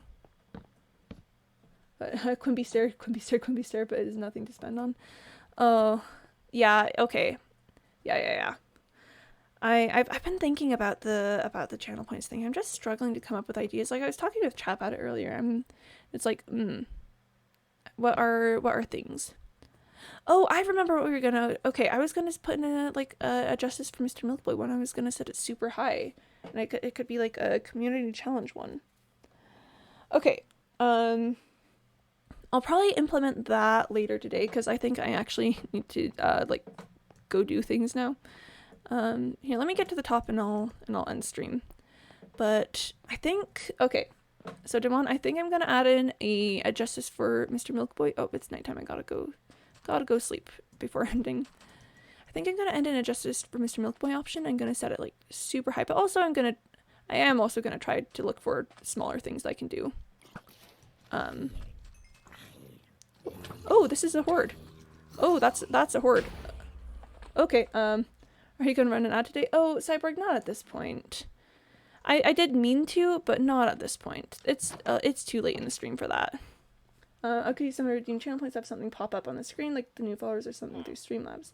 Oh yeah. Okay, there is an idea. Hold on, I need to go fight some men. Alright, no, Cyborg, I'm literally just going to go do like the most exciting thing. Oh, I think the Iron Golems probably took care of the thing then. I was gonna go fight a whole bunch of zombies. It looks like the Iron Golems got that figured out. Oh, there's a bunch of creepers out here. There's like 3 creepers here. What's up with that? What is up with that? Come on, perish. And perish. Alright. So Cyborg, here, how about this, Cyborg? I will set a timer tomorrow, and when the timer hits, I'll have to do, it could be goofy animation or meme, or like stonks, like constituent stonks and wants everyone to know. Okay, yeah. It's possible the creeper explosion herd killed them. Okay, that's also possible. Let me go take a look and make sure nothing got too damaged with that. It looks like it's fine. Just some minor damage to the railroad that I can take care of. No, but that's some good ideas, Mr. Malouk. Here, how about today after stream? Possibly. Okay, sorry, I thought that was a new thing, Cyber, but no, it was just you talking about the creeper explosion. So after stream today, because I'm getting off soon, I will. Did I pick up some stone? Okay, no, I can fix that. I will go through and look for some like lower cost stuff that we can do. Okay. Yeah, because that is one thing that I do want to focus on, is having like fun channel point stuff, because you get to get the channel points and then you should be able to have fun things to do with it. So let me just go fix the railroad, and then we're probably gonna end here today. I'll fix the rest of everything not right now, but I'll take care of that tomorrow probably. Okay. All right, let me yoink off my armor so that we can do a proper F5 farewell. So yeah, thanks for coming around today, guys. I hope it was a fun time for you. You know, I really liked doing the house building. Gonna finish up that tomorrow.